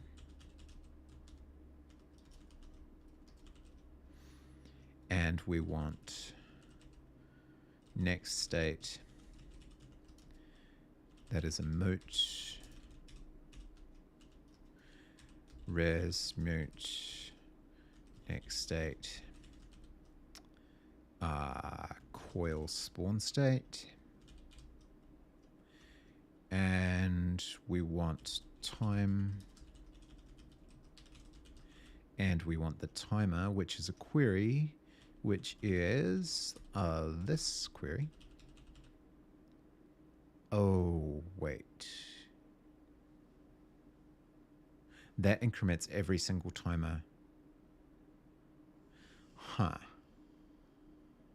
Okay, that might not be great, but okay, let's just barrel on for a second. Spawn timer, ST. No, stop that. Okay. And then we want this.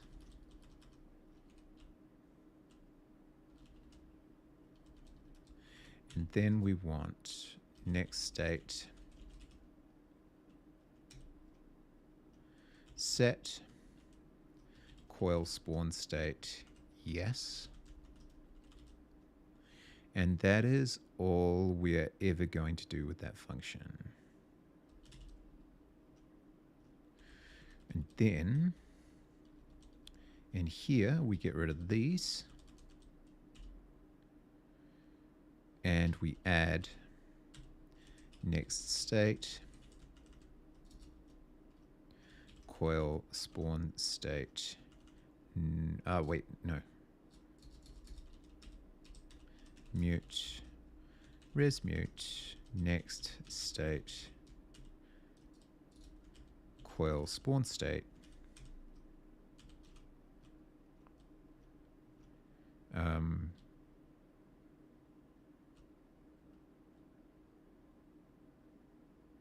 And then stop. This is so bad. Okay, never mind. It's okay. It's all debug. It's all debug. It's going to be fine. It's not a problem. It's not a problem. Okay. Grid size, blah, blah, blah, blah, blah, blah, blah.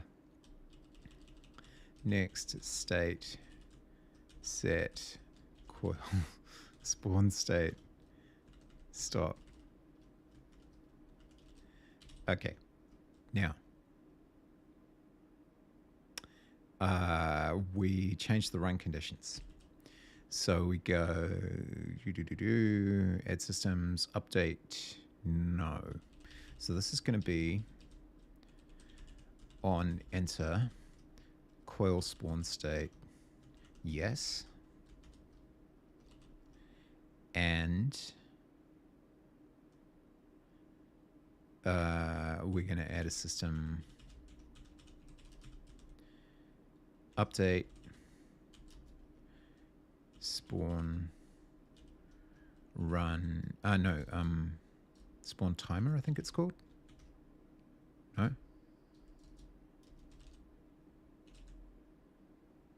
What did I call it? Wait for spawn. Of course I did. Of course I did. Wait for spawn. I wish you wouldn't autocomplete like that. I really hate it. Run if end state coil spawn state no. This is so bad.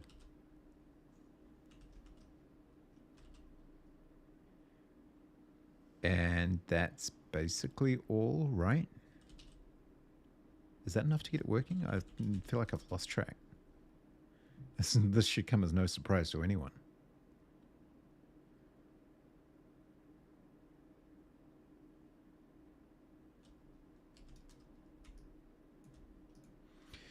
Okay, so we should have about a 5-second wait. Then we get a spawn and a movement and a fly off the screen and a fly back into the screen. Okay, so now it's moving. It's not moving right. And now it's getting to choose move. And that's it.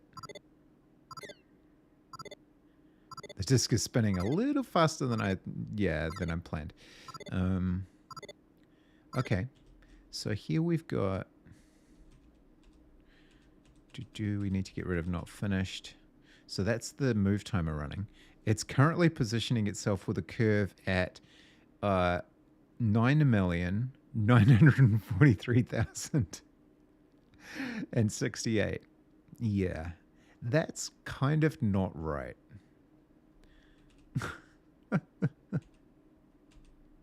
Jesus. What is happening? -9 million. That could be problematic.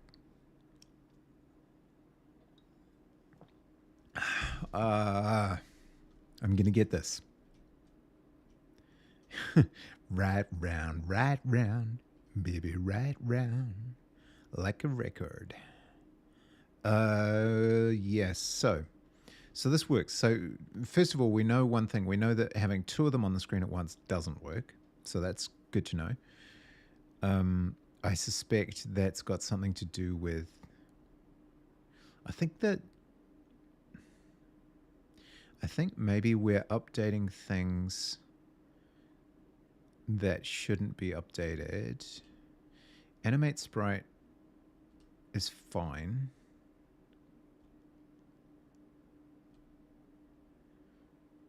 I don't know why we've got player.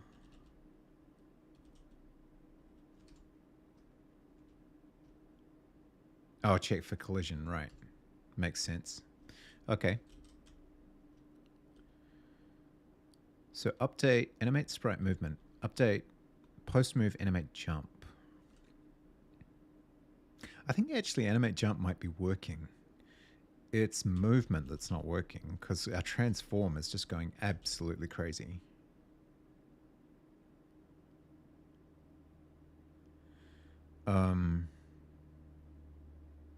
So let's look at that. Let's look at control points.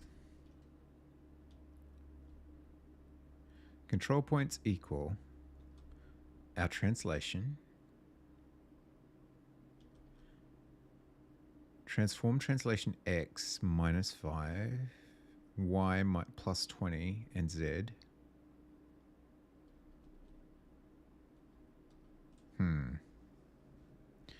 Has the same problem the Kiwi had in the beginning. Yeah, flying all over the show, right? But this is even more dramatic. And interestingly, when we take the animate jump code and reduce this number, curve position T, this should just be to do with where it is on the curve, though. try hard. Like, it shouldn't have anything to do with...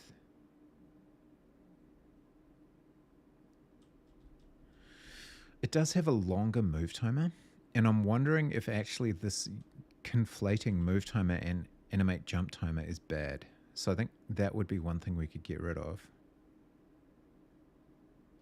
Let's pull this back to 2.2.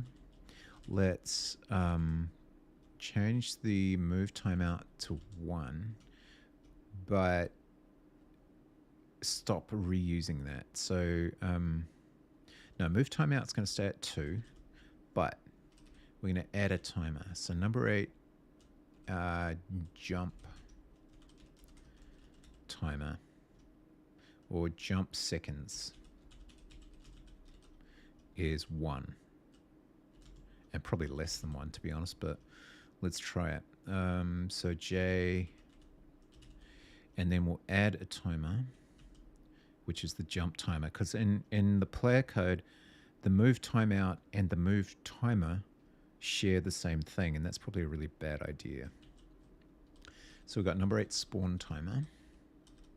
Let's go number 8 jump timer. And actually, it doesn't even need to be prefixed with number 8.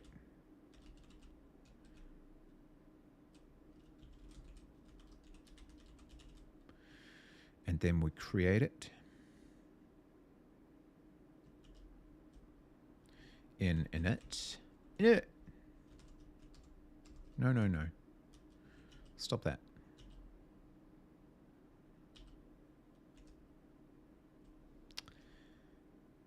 Command spawn, number 8 spawn timer. Oh, right. Okay. Let's go with spawn. So we'll create the timer, animation timer, falling timer, move timer, and jump timer. Timer from seconds. Number 8 jump seconds. Timer mode once. I swear I spend half my time juggling timers. So then we look at all the situations where we're resetting move timer and consider whether they shouldn't actually be the jump timer.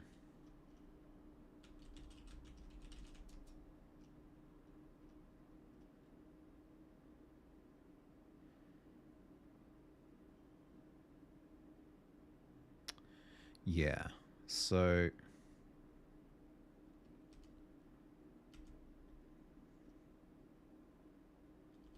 we would probably do jump timer reset, jump timer unpause,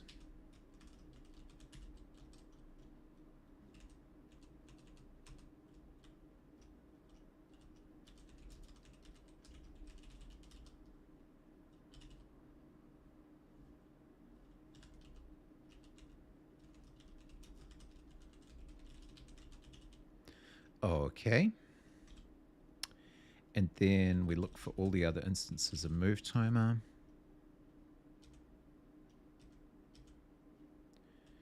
And in here, I think we'd also want to pause it at the end of the move. So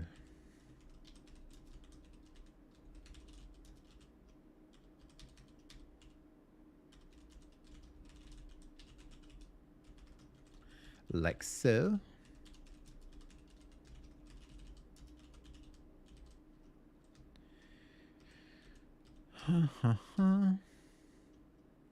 Oh, we should also tick... No, we're not going to tick the jump timer in there.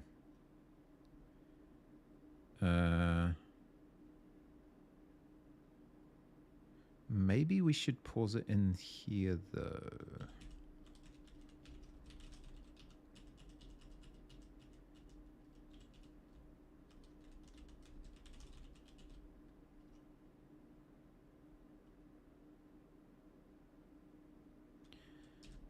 So that's mutable. And this is mutable. And then we got our curve. If move timer tick, time, so we need time.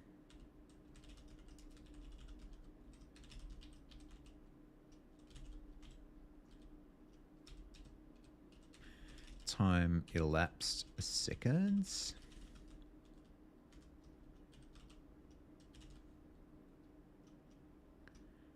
And this is jump timer. And what's the problem here? Oh, right.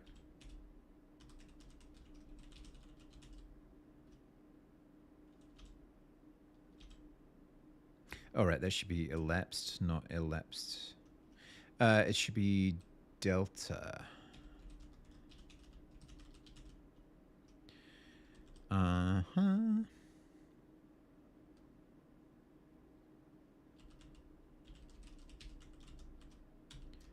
And then jump timer.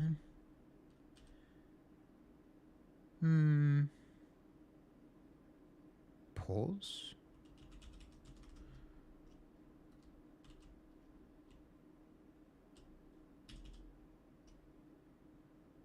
Yeah, treat them completely separately. I don't think this will help, but I think it's a good idea anyway. If that makes a weird kind of sense.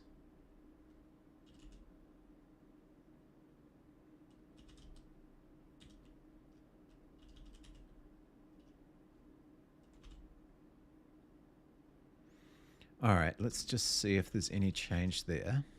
There probably won't be. But at least the maths will be a bit different.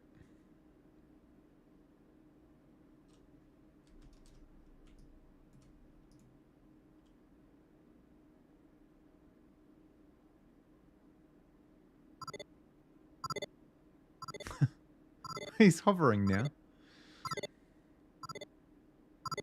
I need to get rid of that not finished so I can see what's going on. Okay. So we're still ridiculously updating the transform.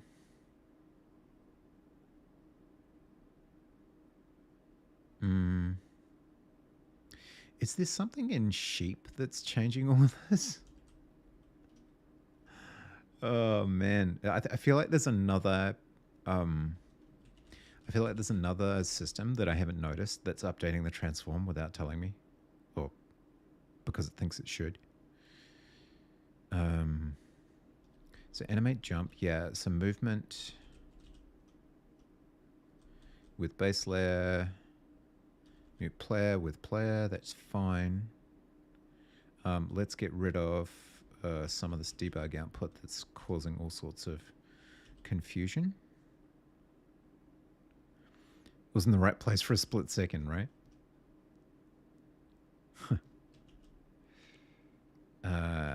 Debug. Get rid of debugs. Yeah, this 43. Get rid of that.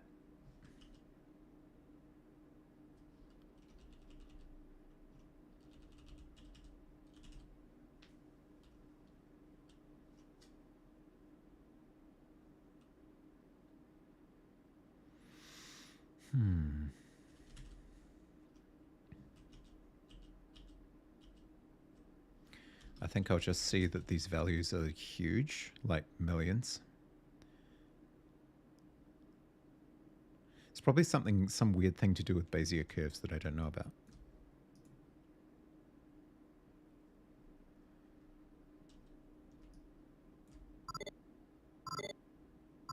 That looks normal. That looks really not normal. And they just keep getting weirder and weirder. So in theory, it's probably fallen off by now. But yeah, this is like 135,000, so clearly wrong. Why is its transform getting moved? Where is its transform getting moved?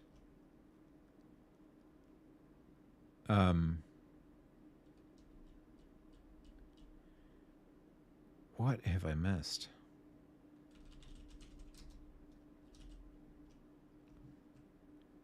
Let's just look at transform as a search. Translation y minus equals Oh, that's for falling, right. We're not actually falling, are we? Because that would be one thing.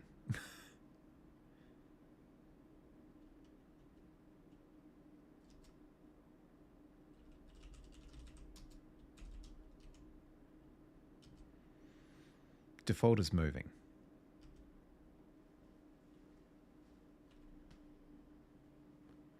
All right, so transform.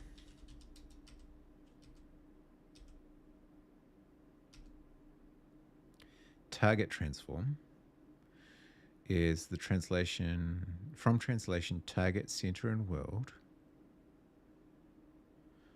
Grid size, map type. And then another 18 to put us on top of the tile.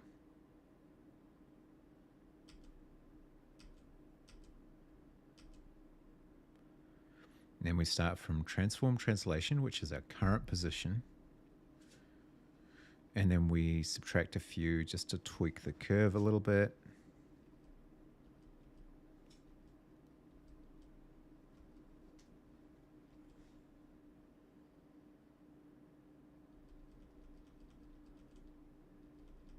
Blah, blah, blah.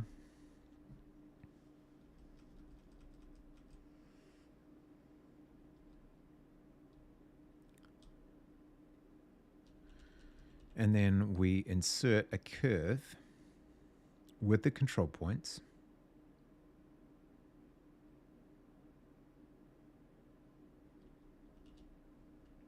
Let's just go current translation. Let's always output the translation. I mean, yeah, the translation, that would do.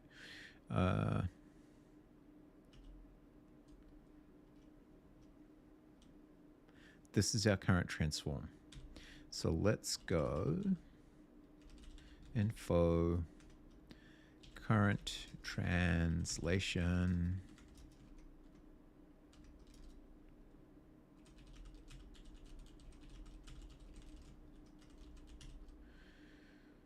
Yeah. Because that'll inform the curves. The curves are probably fine. But if the translation's wrong, then the curves are going to be wrong too. And the target is probably fine as well. Wonder how Biggs' game jam's going. Must be getting close to being finished.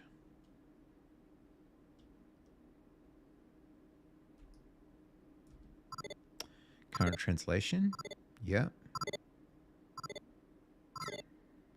Oh, what? It's never getting there?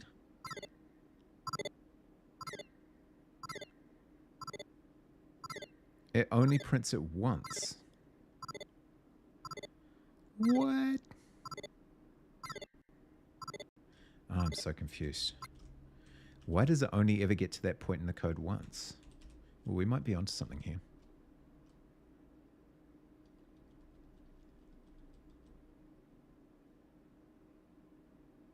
Oh, that's the target transform. That's not actually what we want.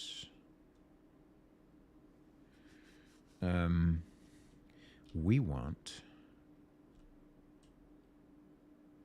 Hang on. We want this one.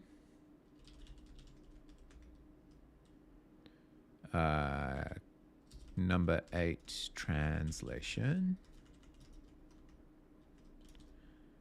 Transform translation. We got some ads in a sec. That wasn't the right, yeah.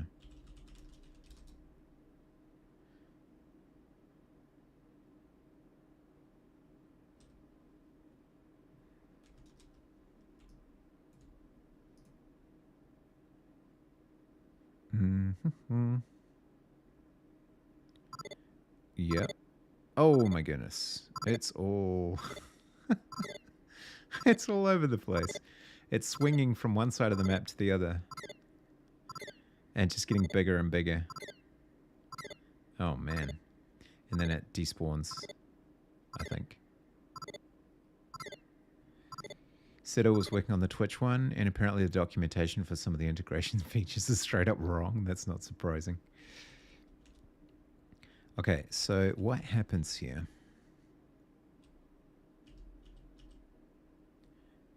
The target is that.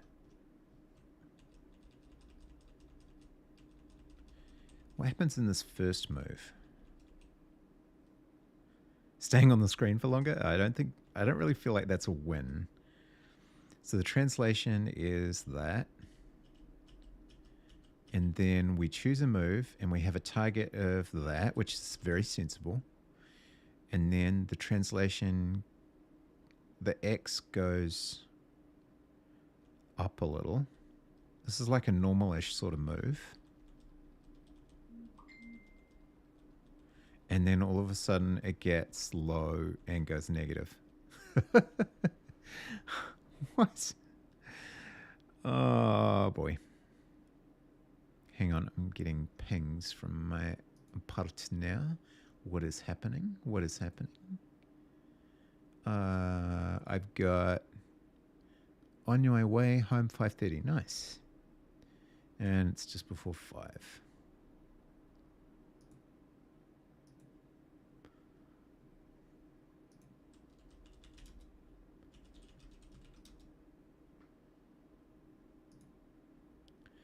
And we got ads.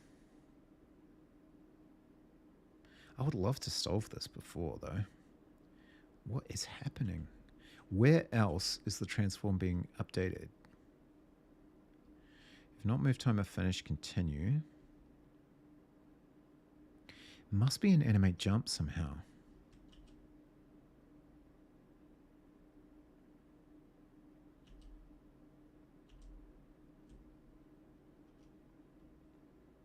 We insert the curve. The curve is always wrong after the first one.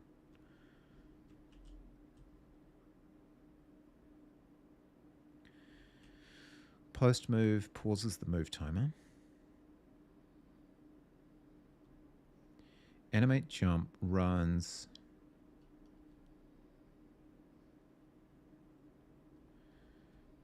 every possible jumper runs. And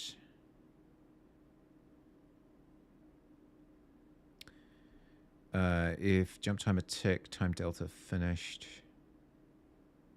If not finished, then we do that. And the curve 0 position T. So we get the position.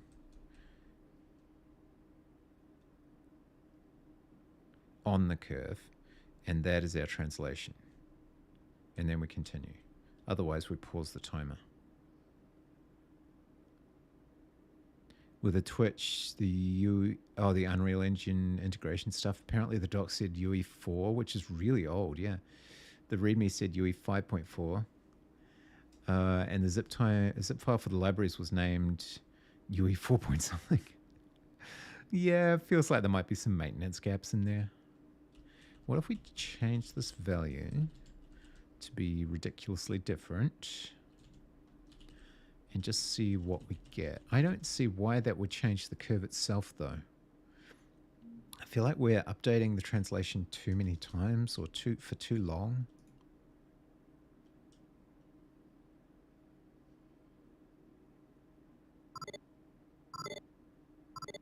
I mean, it stays on the screen. Oh my god. So why does it need 2.2 for why does it need 2.2 for Kiwi but not for this sprite? I am so confused. What if we just use the time?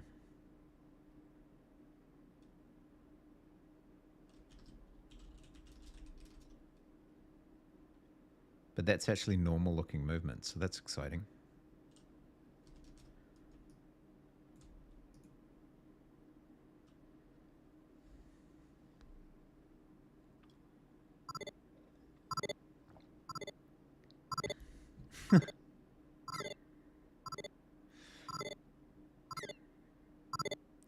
Well, first of all, the animation's running way too fast. But that is actually normal movement, so that's kind of cool. Why it took me that long to get there, I don't know. Why does the Kiwi's move timer... Maybe the Kiwi needs a separate jump timer as well.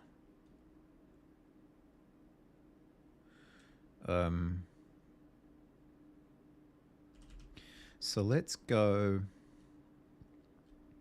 Jump seconds. Let's make this faster and see what happens. So maybe 0.5. And we'll make the animation frame seconds longer. So maybe 0.2. And let's see what's going on there.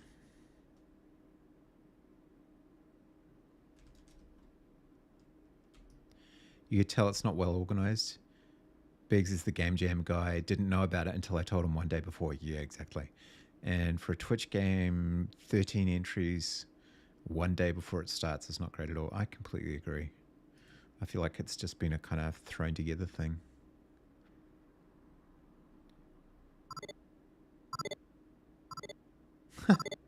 Okay, it can't complete the jump. Interesting. So it needs sufficient time to complete the jump, I think is part of the problem.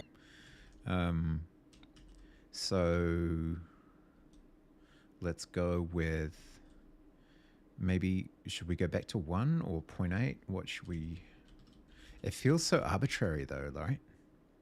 Kind of working, yeah. But why... I think part of it is because I'm not using a physics system, right? So I have to do everything myself. That kind of works. Oh, almost, not quite. It's getting more and more offset because it can't complete. Okay, so let's go back to 1. Longest time on screen yet, right?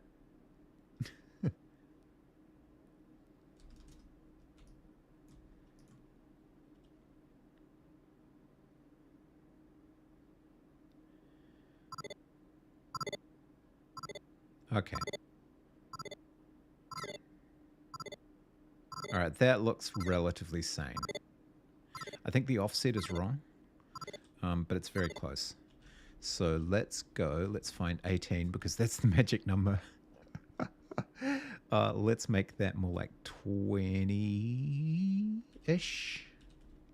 And let's change that to be const number 8 tile offset. Is it an F32? I feel like it is.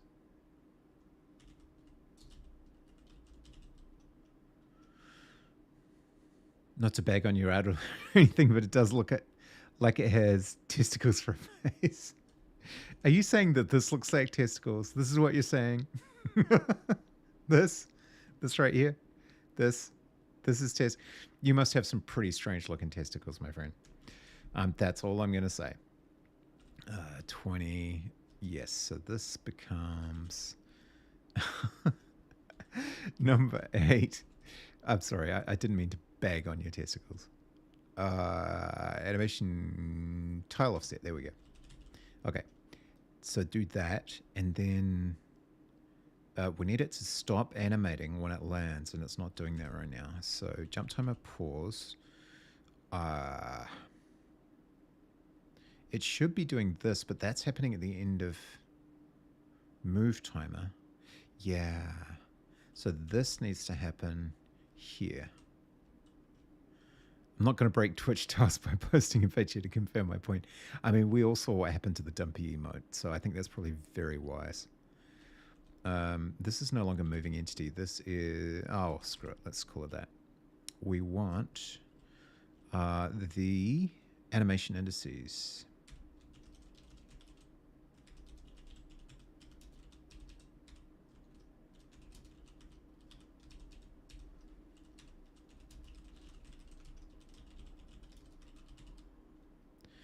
Oh, we could be onto a winner here, folks.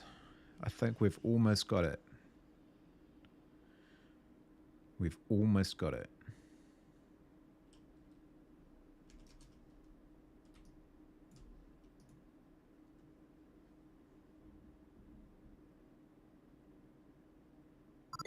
Okay. Yeah, it's a little slow. But it looks way better. It looks sad. It looks like it needs a friend. How I think it needs to be faster through the air. How can I do that without... And it's gone. Yeah. How can I do that without...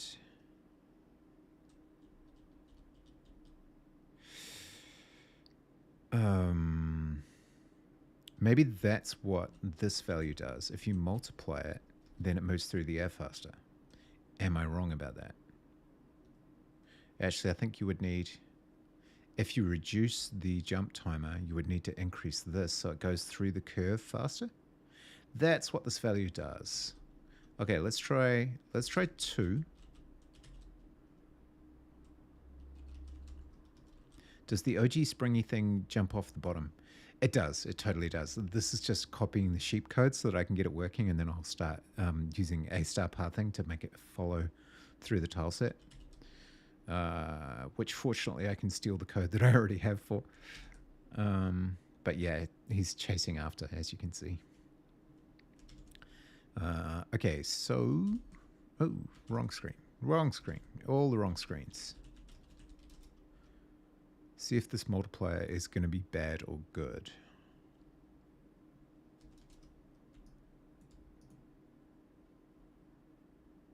Probably start flying all over the screen again.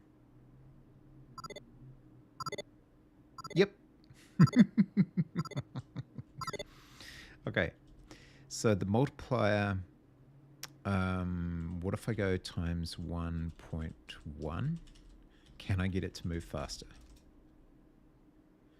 Maybe I also have to reduce the jump timer to have the same effect.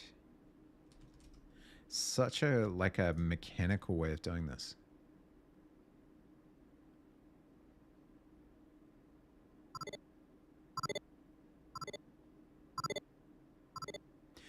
Yeah, so okay.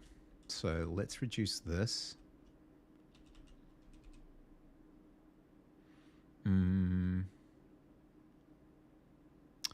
To like 0.8, and then we'll go const number 8 jump curve modifier.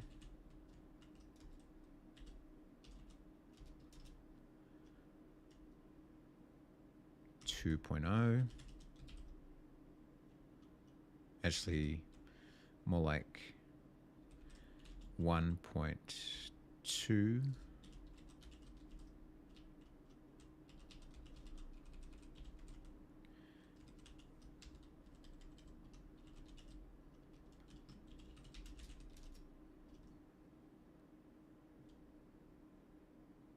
I need to understand more about how parametric values work.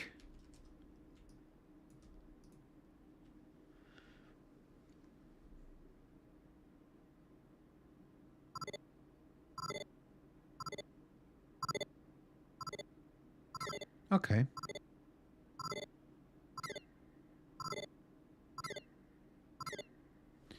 So can I gradually do the same thing for shorter and shorter time periods? Like if I make this 5, can I make this 2?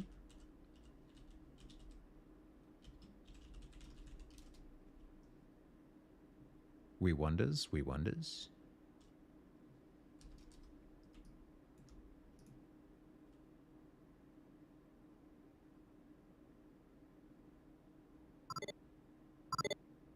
Oh yeah. But it doesn't have very long to complete its animation. Interesting. Okay, so these two values go hand in hand. So let's make this back to 0.1 again.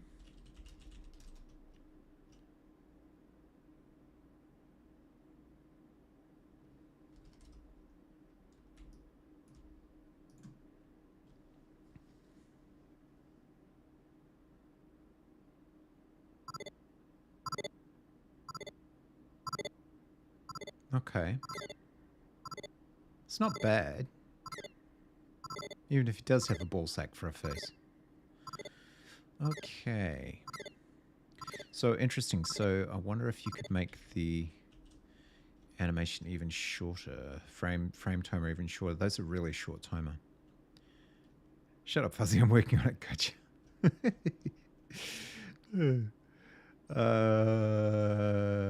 Yes. Oh, 0.5. This is probably getting a bit ridiculous.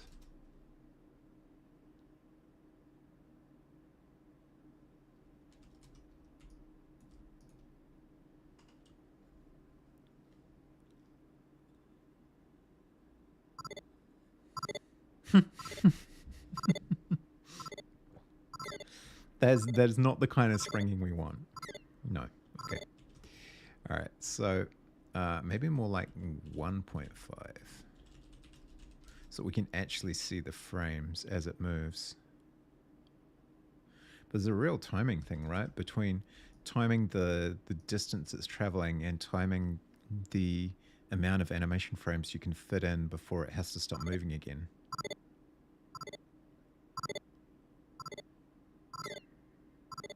No, it's still too fast.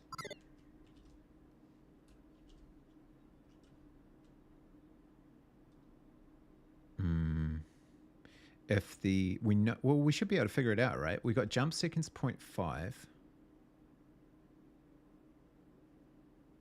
And we've got 8 frames to fit in. So we're not fitting all of our frames in. So if we make jump seconds 0.8 and frame seconds 0.1, that should be perfect. But the curve modifier will probably be wrong.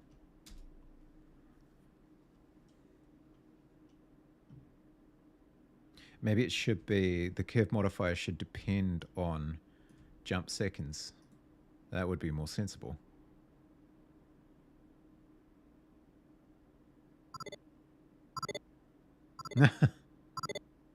Yeah, the curve modifier is definitely wrong. Okay, so before we had it right when we had jump seconds of 0.8 and a curve modifier of 0.5 and a curve modifier of 2. Because we've got 4 total points in the curve, that kind of makes a weird sort of sense. So what happens if we just go jump seconds times 4?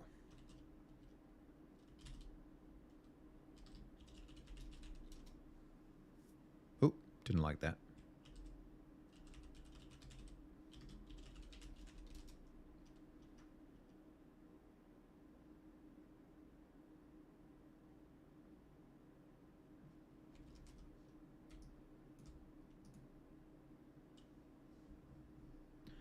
See if we can get some semblance of normalcy here. No. No, no, no, no. No, definitely not. Okay, so no, bad. Actually, it should go the other way. Like, you don't always want it to be getting higher and higher. It's more like you're adjusting it down. It should go less.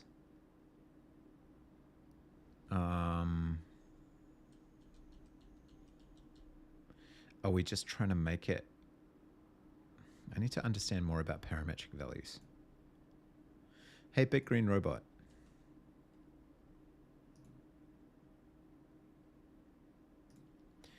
Explain parametric values. Okay. Variables or parameters that are used to define a set of conditions or configurations help to describe systems, functions, or models in a general and flexible way.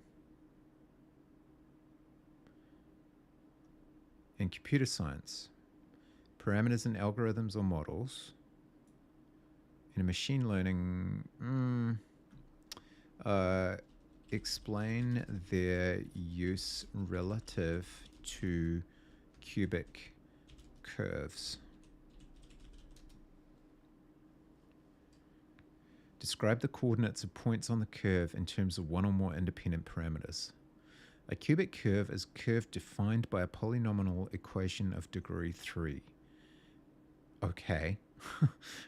Parametric equations provide a way to represent those curves more flexibly and conveniently.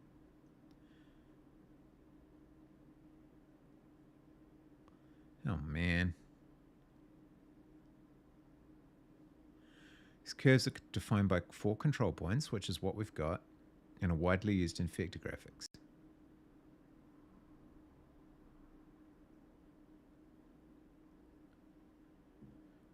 By adjusting the control points, the shape of the curve, smoothness, animation, and interpolation.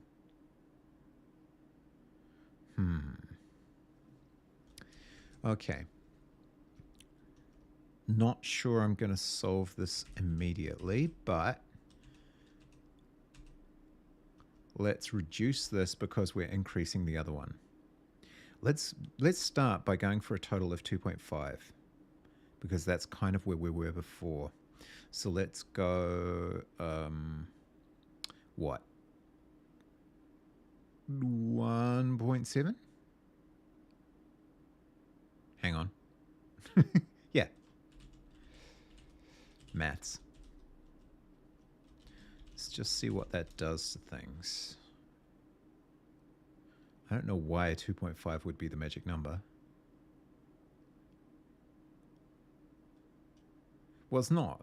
I mean, it's not 2.5. It's essentially 0.8. Well, it's the timer.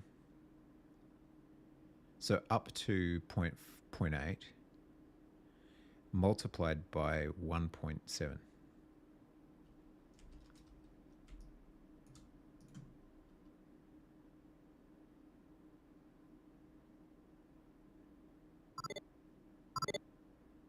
No. But at least it's not as wild and crazy as it was. Okay. All right. So we're wrong. So let's reduce it and we'll see more about the relationship between those two numbers.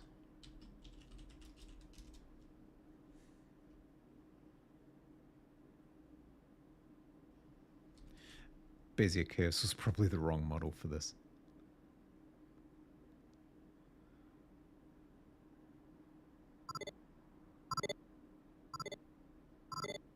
Closer.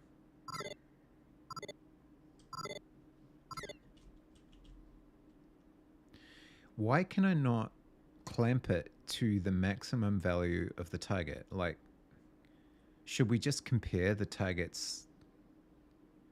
Should we just compare it to the target value and then stop? Oh, I need to know more about this.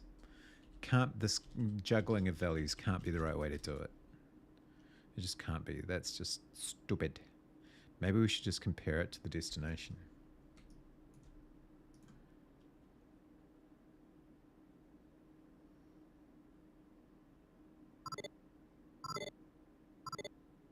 Again, slightly too far.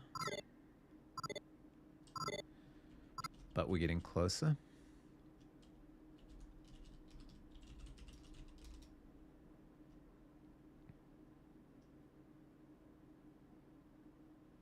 Because my initial impression of it was that the curve would stop when it got to the target value, but it doesn't seem to be.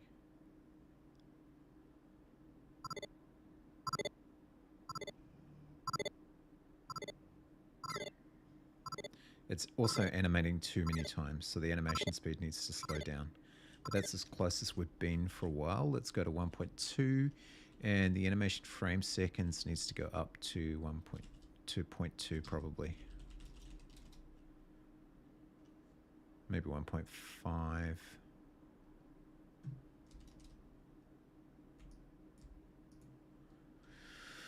Oh, it's repetitive, but we'll get there. We will get there.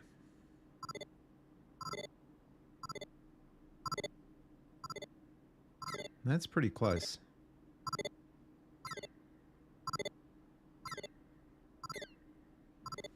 It needs to kind of spring down before it springs up. It's not doing that quite yet. I might even increase this to 0.25.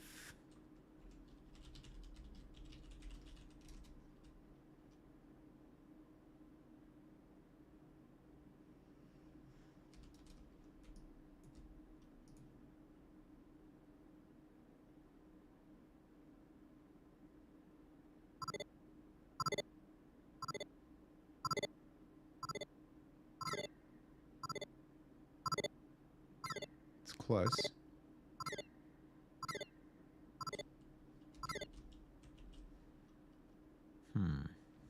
Hang on, don't we want it faster if we're trying to get through all of the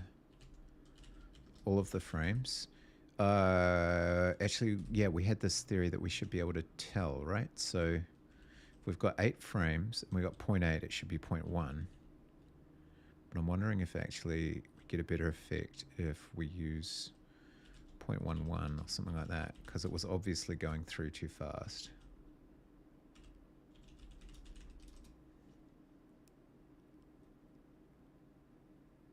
Do.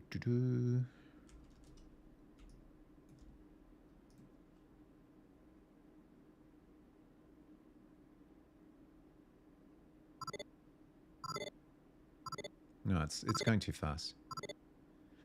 So my theory is wrong. Okay, let's go 0.21. Just going to juggle a couple of values here. But I think probably before too long, if my messages do not deceive me, I'll need to rate out.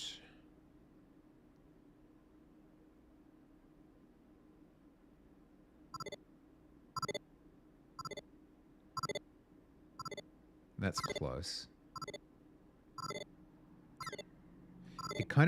It needs to crouch down before the arc takes place, almost.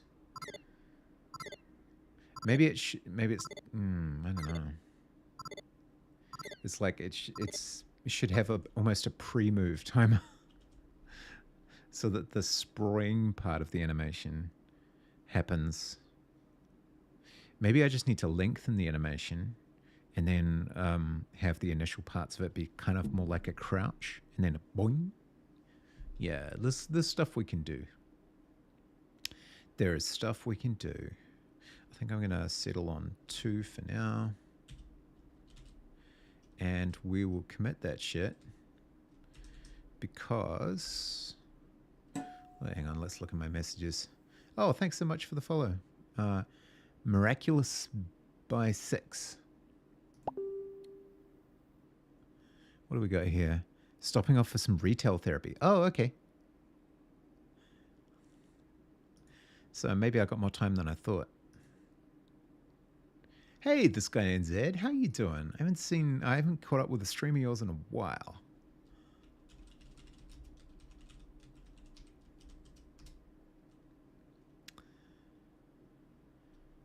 We're doing all right. We have solved some weirdness around cubic curves, and I need to understand more about them. But we're doing okay. So maybe I got a bit more time, but we'll commit this bit. And then... Good, buddy. I've been busy as school holidays, kids work. Yeah, I gotcha. How have I been doing? I'm doing okay. Work's a bit stressy at the moment, but hopefully that should resolve tomorrow, or get worse, depending on your point of view. And I am cranking along with this little 1982 arcade game clone, which is teaching me a lot about games. So I'm enjoying that process. Let's see. What am I saying? I'm saying Coil-y, number 8, move issues mostly sorted.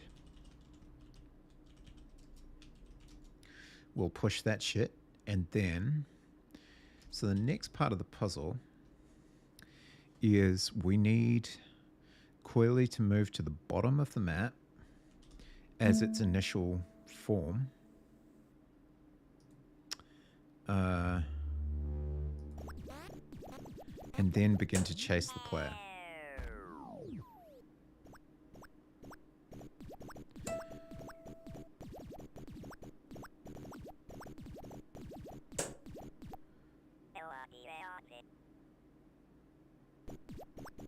Once we eventually find... Ah, here it is. Okay, so it goes down to the bottom of the map, stops, spawns into the sproingy bit, and then comes back up.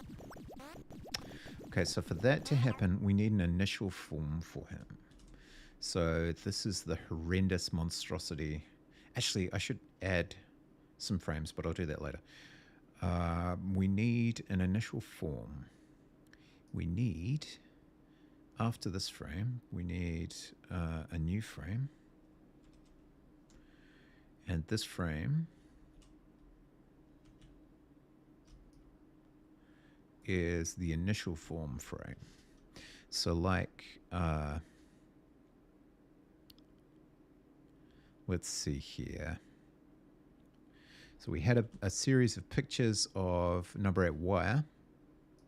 Let's try that again. Sorry about the flashbang. Number 8 fencing wire spool. Images. I kind of want it to be like this, I think. Farmlands Online, man. Oh, we got ads. Okay, so looks better at this size because you can see the details in the eyes. Yeah, I gotcha. I gotcha. Maybe I need to make the eyes bigger overall. I'm not sure. I'm just not sure. But yeah, we'll make a spool that looks like this. I feel like it looks a bit like solder, but that's okay. That's whatever. So let's go with... You had to look at reference for number 8 wire. Look, I'm a beginner, okay? I'm a beginner. Damn. Let's go with, I don't know, what color? We need a disc at the top. Oh, this is going to be so bad. It's going to be so bad. And then, but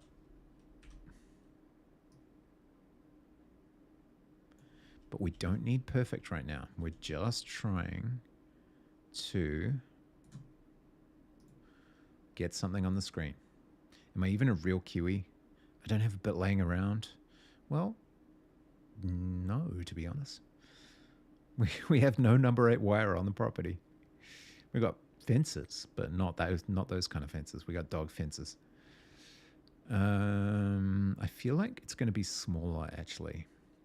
I feel like we're going to go with sprite size 24, which is the same as the player.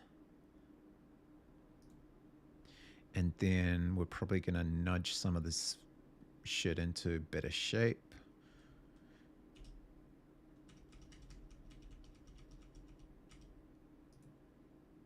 Well, vaguely better shape. Kiwis don't just have stuff laying around. Well, the less tidy ones do. This is all wrong, but it doesn't matter. And then we'll have like a blobby shape of... Oh, that's the same color as the background. That's kind of annoying.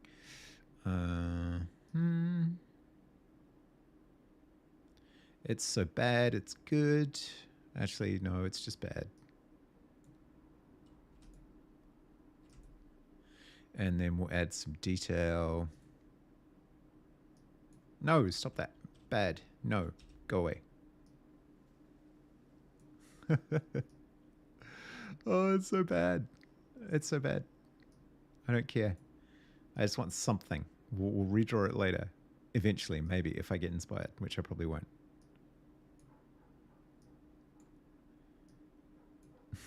Why don't we add some outlines just for ultimate effect? That's so bad. This is the cursed. This is the cursed number 8 wire.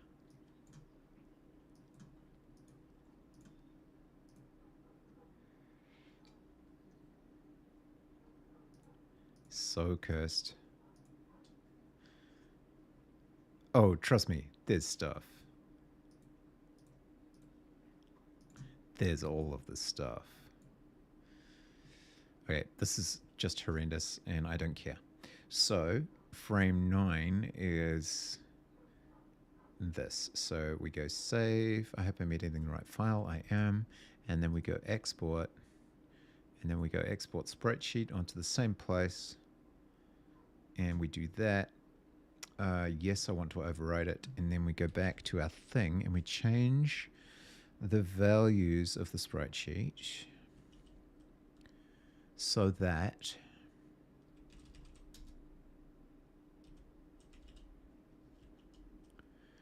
we have the correct number of columns.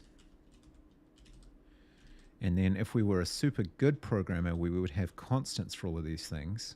But we are not a super good programmer.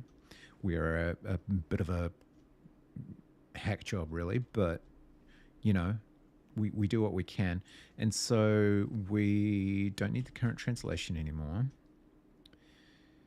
And we would like the initial animation indices to be first 8, last 8. So our initial state is coiled, or yeah, coiled, because that's what we are. We're in the coiled. Maybe we should say spooled and unspooled, because I unspool like a champion. But maybe we should be spooled and unspooled. But initially we are number 8 coil state, coiled. So the number 8 wire, movement,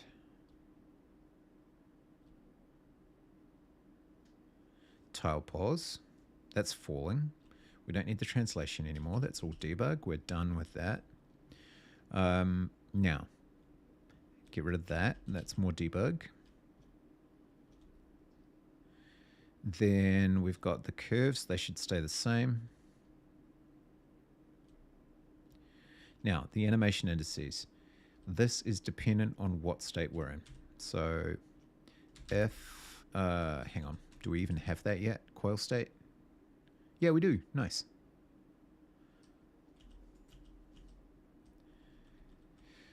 If coil state is number 8 coil state coiled,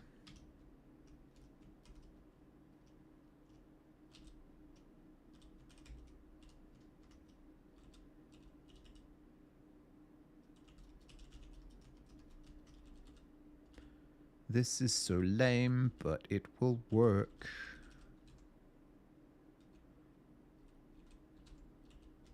Actually, yeah, we might want to just say do it unless it's coiled.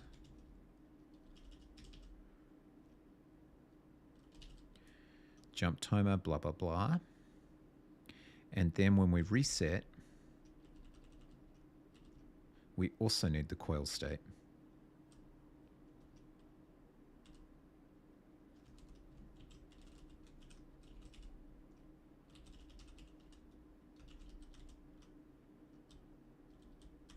Which is going to be somewhere here.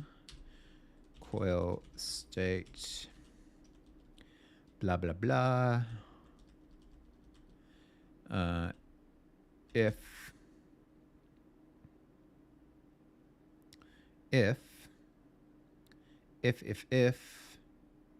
something, if coil state, if not, if coil state does not equal,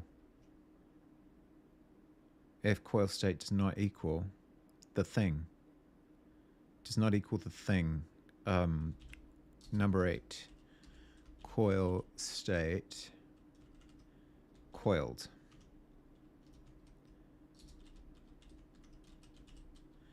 And we should have constants for these, but we don't.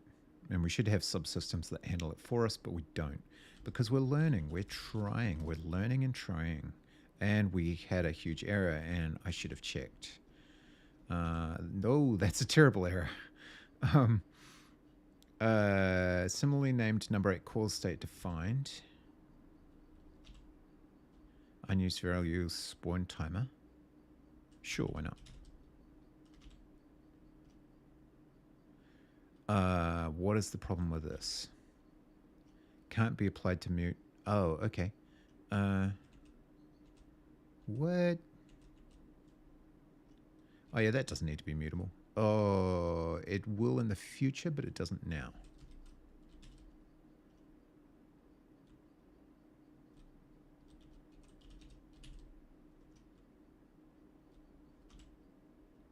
Now what is your problem?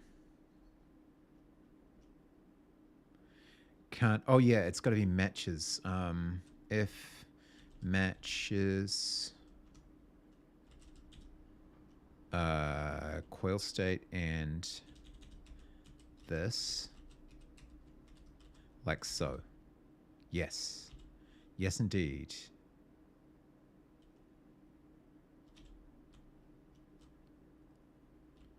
Yes, indeed. This doesn't even need animation indices anymore. Oh, we're cleaning shit up. We're cleaning shit up.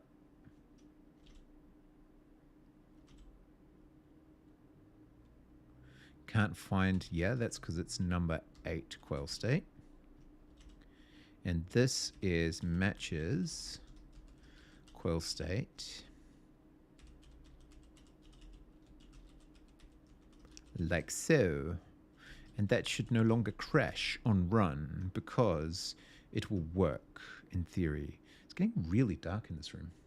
What does my camera even do when it's the start? Oh, it's handling it surprisingly well. Okay. We have not crashed. Our game has gone to the OBS screen because I am a noob. But it's fine. We're going to make it work. Okay, so hopefully we should see a really ugly spool of wire.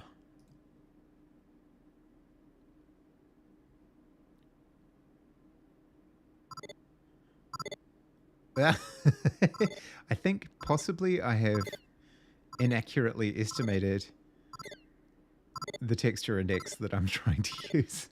That was really bad. Okay, let's try that again.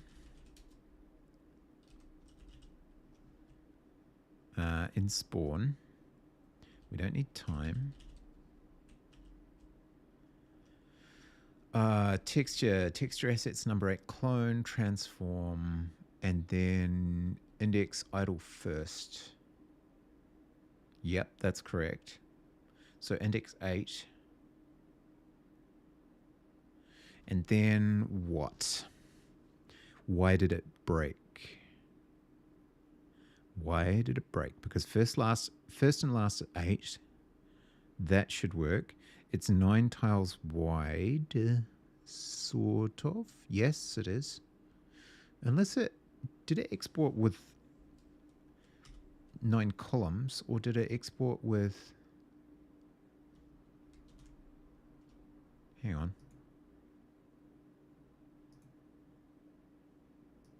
Yeah. 1, 2, 3, 4, 5, 6, 7, 8, 9. Absolutely 9. Huh.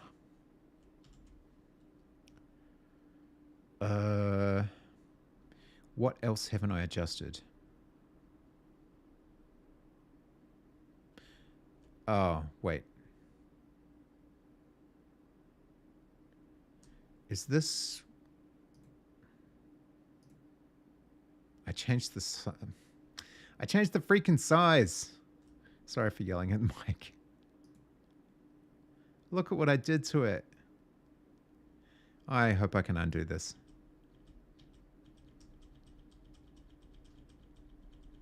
I changed the entire sprite size because I didn't realize what I was doing. There we go. All right. Well, let's try that again. Wow. How bad am I? Yeah, quite bad, really. Quite bad. Okay, let's go with... Let's go with a spool of wire.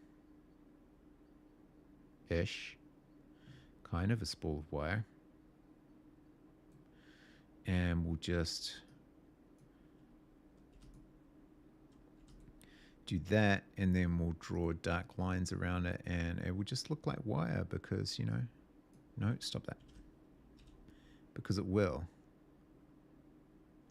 What is that emoji?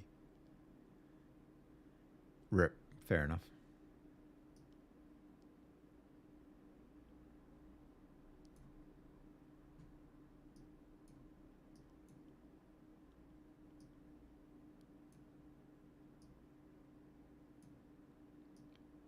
We got wires. We got many, many wires. So much wire.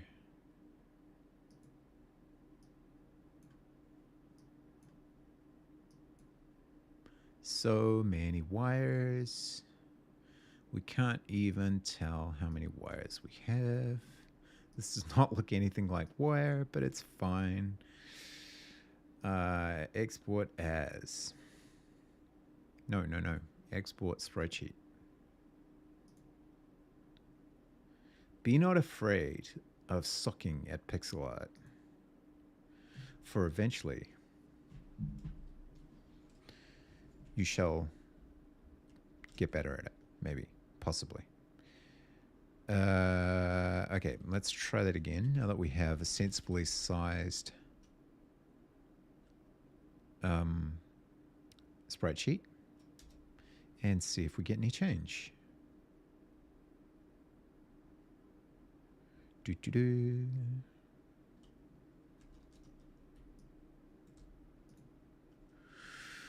Oh, come on. Ah, it's huge. And it immediately turns into a jump animation.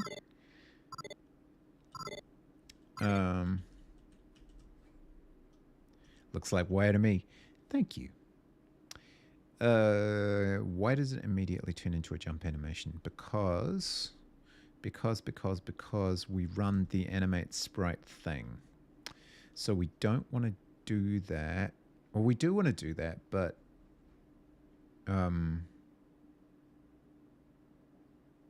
at some point I must be changing the state.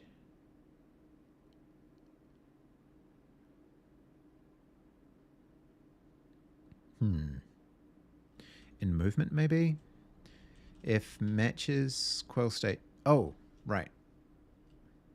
We should only do it if it doesn't match.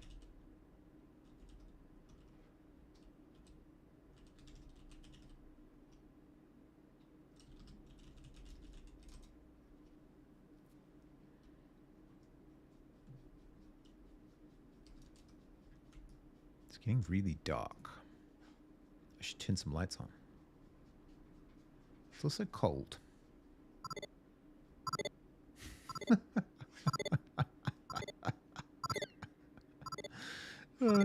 It looks like this really giant sandwich. A grey sandwich. Okay. Cool. Alright. Is there a way to scale down a sprite? I wonder?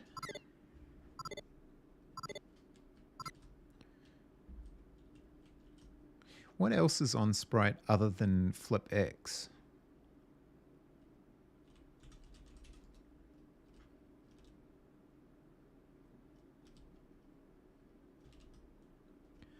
Color, custom size. Option Vec 2. Interesting. What happens if you do that?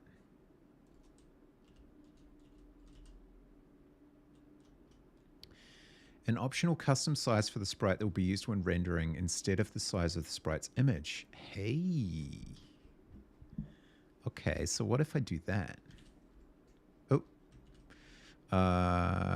Number 8. It's okay, puppy. I know. You're bored now, huh? Bored and hungry. I get it. Does puppy cam work when it's really dark? Only kinda. You can't even see the dark dog, but you can see the white dog. Hey, pup. What's this? Ah, what's this? Ah. Hang on. There. What's this? Ooh. It's a puppy cam. You can see how much dirt is on the back wall because they rub themselves all over it after coming back from the pack run. Terrible animals. Okay. Now. How... Yeah, so custom size, huh? So...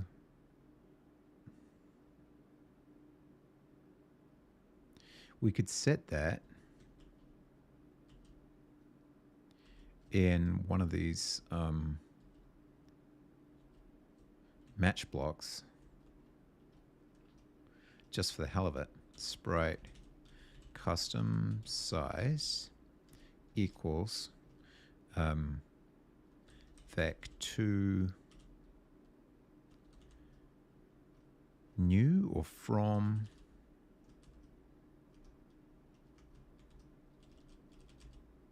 Uh, 24, 24. It might need to be F32. Oh yes, some.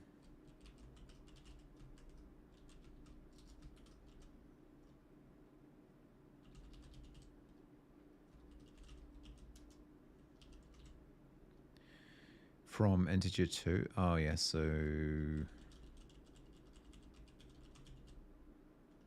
oh, that actually worked. Okay, let's put it on one of the south facing ones so that it actually happens.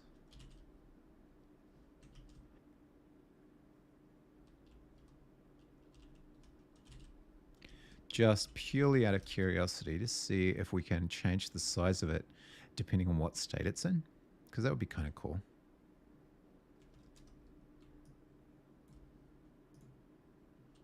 See if it looks a bit more normal. Oh yeah, it gets smaller. That's hilarious. Oh, it's so cute. Okay, well that's really good to know. So, I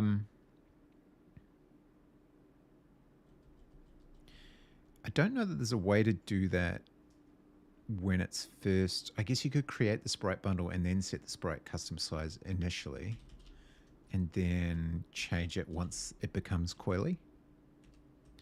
So, where's our spawn code?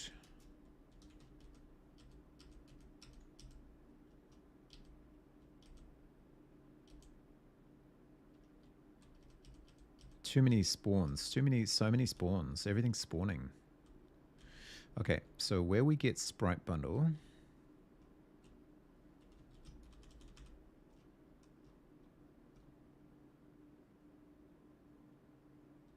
Take that out.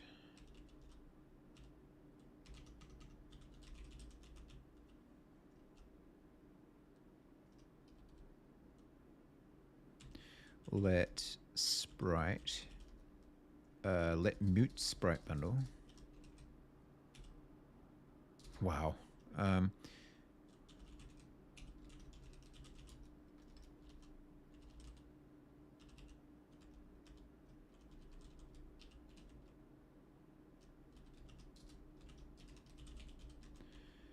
And we'll just change sprite bundle sprite custom size equals vec2 from, or even just, can we just do this? 24, 24, will it just take care of that for us?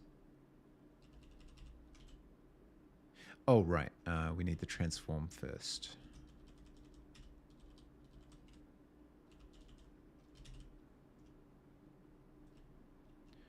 Yeah, it doesn't like that.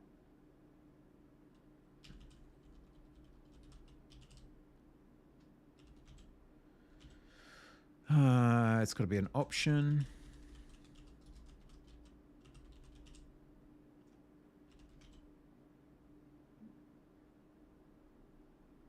Right.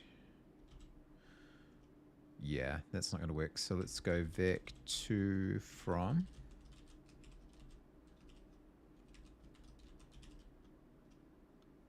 All right, makes sense, makes sense. Yeah, but that's not where the best viewers are. The best viewers are here already. So shush. Just shush. All right, so that sets the initial size, and then we can change it when we go into Coil-y mode. I also think the offset is wrong because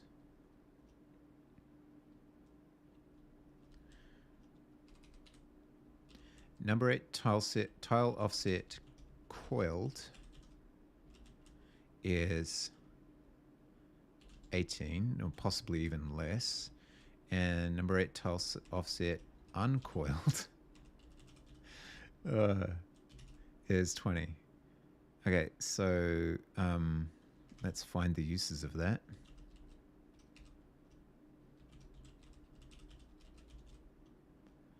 All right, can we run this now?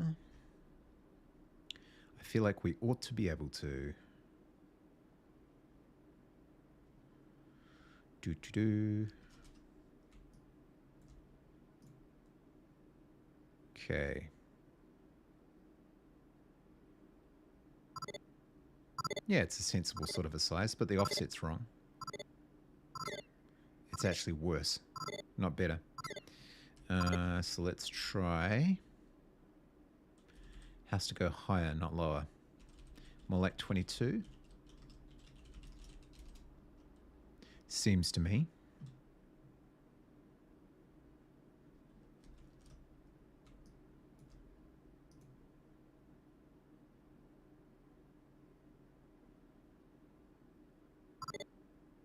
No, that's worse again. So even lower. Okay. I'm getting the directions all wrong. Maybe 16?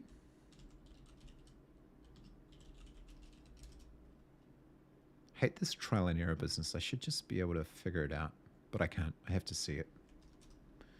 Although there are systems where you can update on the fly. I should investigate those too.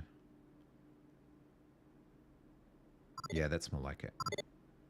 And actually, oh no, no it's not. I thought, yeah, it's actually getting worse. So is that because of the curves again? See if we can see that happen again.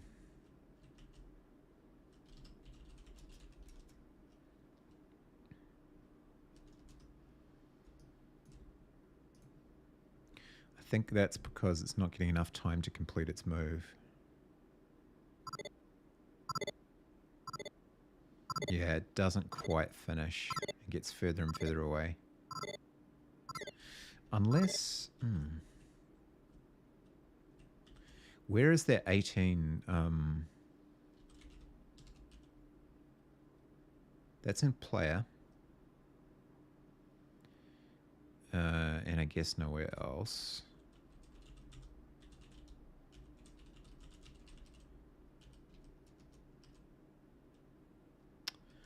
Yeah. Ah, here we go.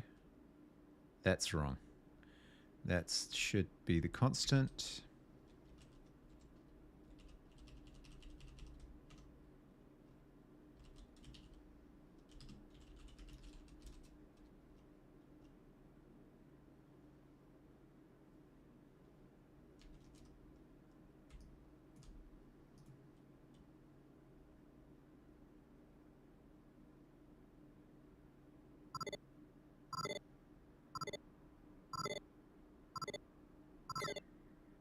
Yeah, that seems about right.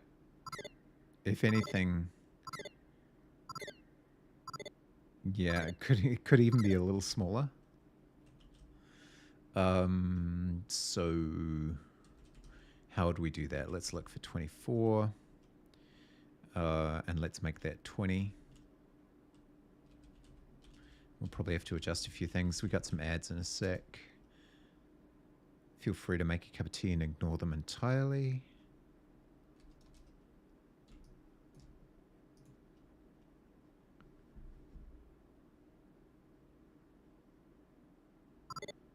Oh yeah, it's a cute little thing. It needs a bit of offset, but it's a cute little thing. Okay, cool. Let's go with an offset of 14, maybe even less.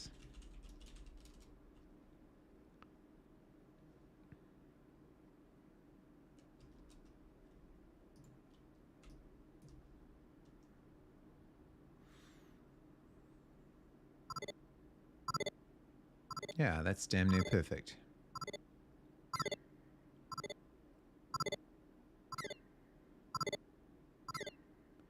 All right, that'll do it. Okay, so we have a commit point. So yes, yes, and yes. And we go add coiled form.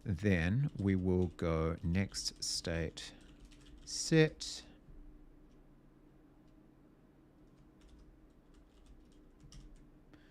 Just remind myself to heat up some food. Let me know when you're on your way home. I'll heat us up some stew. Because stew is delicious. It is delicious. Is there a stew emoji?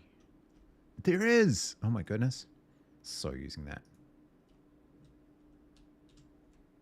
Okay.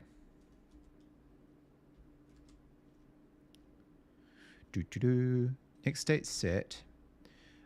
Number 8 coil state. Oh wait. This is not a, this is an internal state. Not a, yeah. So we need, it's not a bevy state. It's just a thing we have. Move counter coil state. Hey, Bruce Malt, how you doing? And hey, Flavia's kid.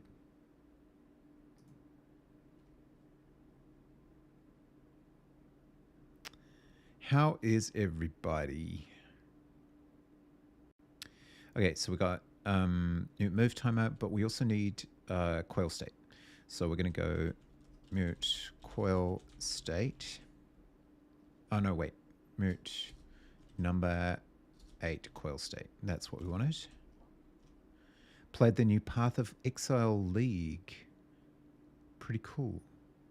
Path of Exile League. Wait, is this? I don't know what that is. Mute coil state. Like so. Okay, that's better. Now we don't have this anymore. We've got coil state equals, and this is a reference, dereference that, and then we go number 8 coil state uncoiled. Yeah, nice. All right, so doing good, doing some pixel art. How am I? You think your pixel art's good? Look at this shit. I can't tell if it's a spool of wire or a taco with grey stuff in it. They do seasonal content releases with temporary content and rebalancing. Oh, cool. Nice. Wait, I got ping. I got pinged. Something pinged me. It'd be instructions about stew. Google says see you at 6:30. It is currently 6. Okay, no worries. Beautiful. Very happy about that. Heart react. Cool. I gotta finish this bit. Otherwise, you'd be done very quickly, but that way they get a player base back every 4 months and everyone has a grand time. This, I think, is the model that Final Fantasy XIV follows. They just keep releasing shit.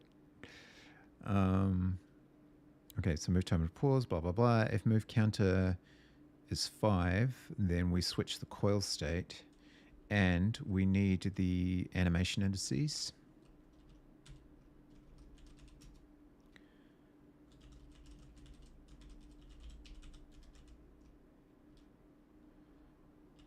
Blah, blah, blah, blah, blah, blah. Mute animation indices.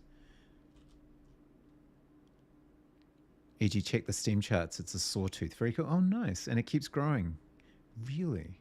I must admit, I don't think I've played it, to be terrible, terrible admission, I know.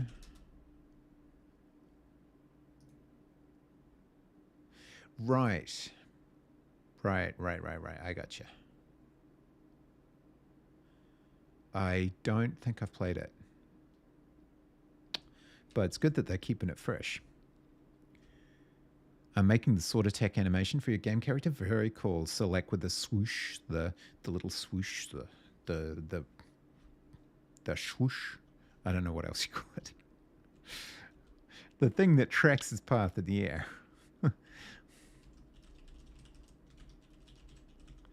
Equals animation indices.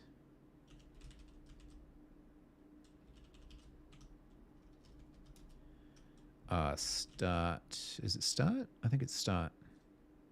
Begin. God damn it.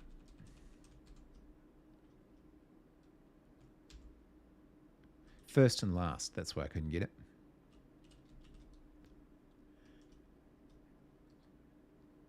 Yeah, you'd remember. It's pretty much Diablo and Path of Exile and then maybe Torchlight. Right. Yeah, I think I remember Torchlight. Just an up and down animation, nothing complicated. Hey, it's a start. First is 0. Last is 0. That'll change. And then one Taupols is not working yet, but that's okay. All we want is for it to get to the bottom and change its animation indices, basically. Just before it jumps off into space. All right, let's see if we've done enough to actually make that work. I'm going to have to put the heater on before too long, I think. It is getting cold in Auckland. It's getting cold. Well, cold by our standards anyway. All right, so we want it to track down to the bottom and then turn into a coil. Track down, track down, track down, and it's a coil. Hey! Okay, cool. That works. Happy about that. Turn into, uncoiled? Uncoil when reach bottom of map. Sweet. Okay, so now's where things get complicated. What's that, like 90 degrees? I know, right? Actually, what is it?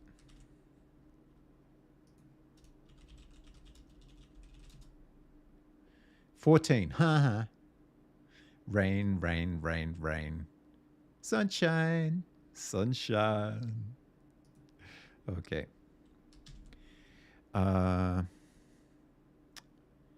Now, I am thinking that I should probably raid out soon. Let's see who's on. Because I've got to go and do the food thing. We got Aria. Do I follow Aria? Let's find this out.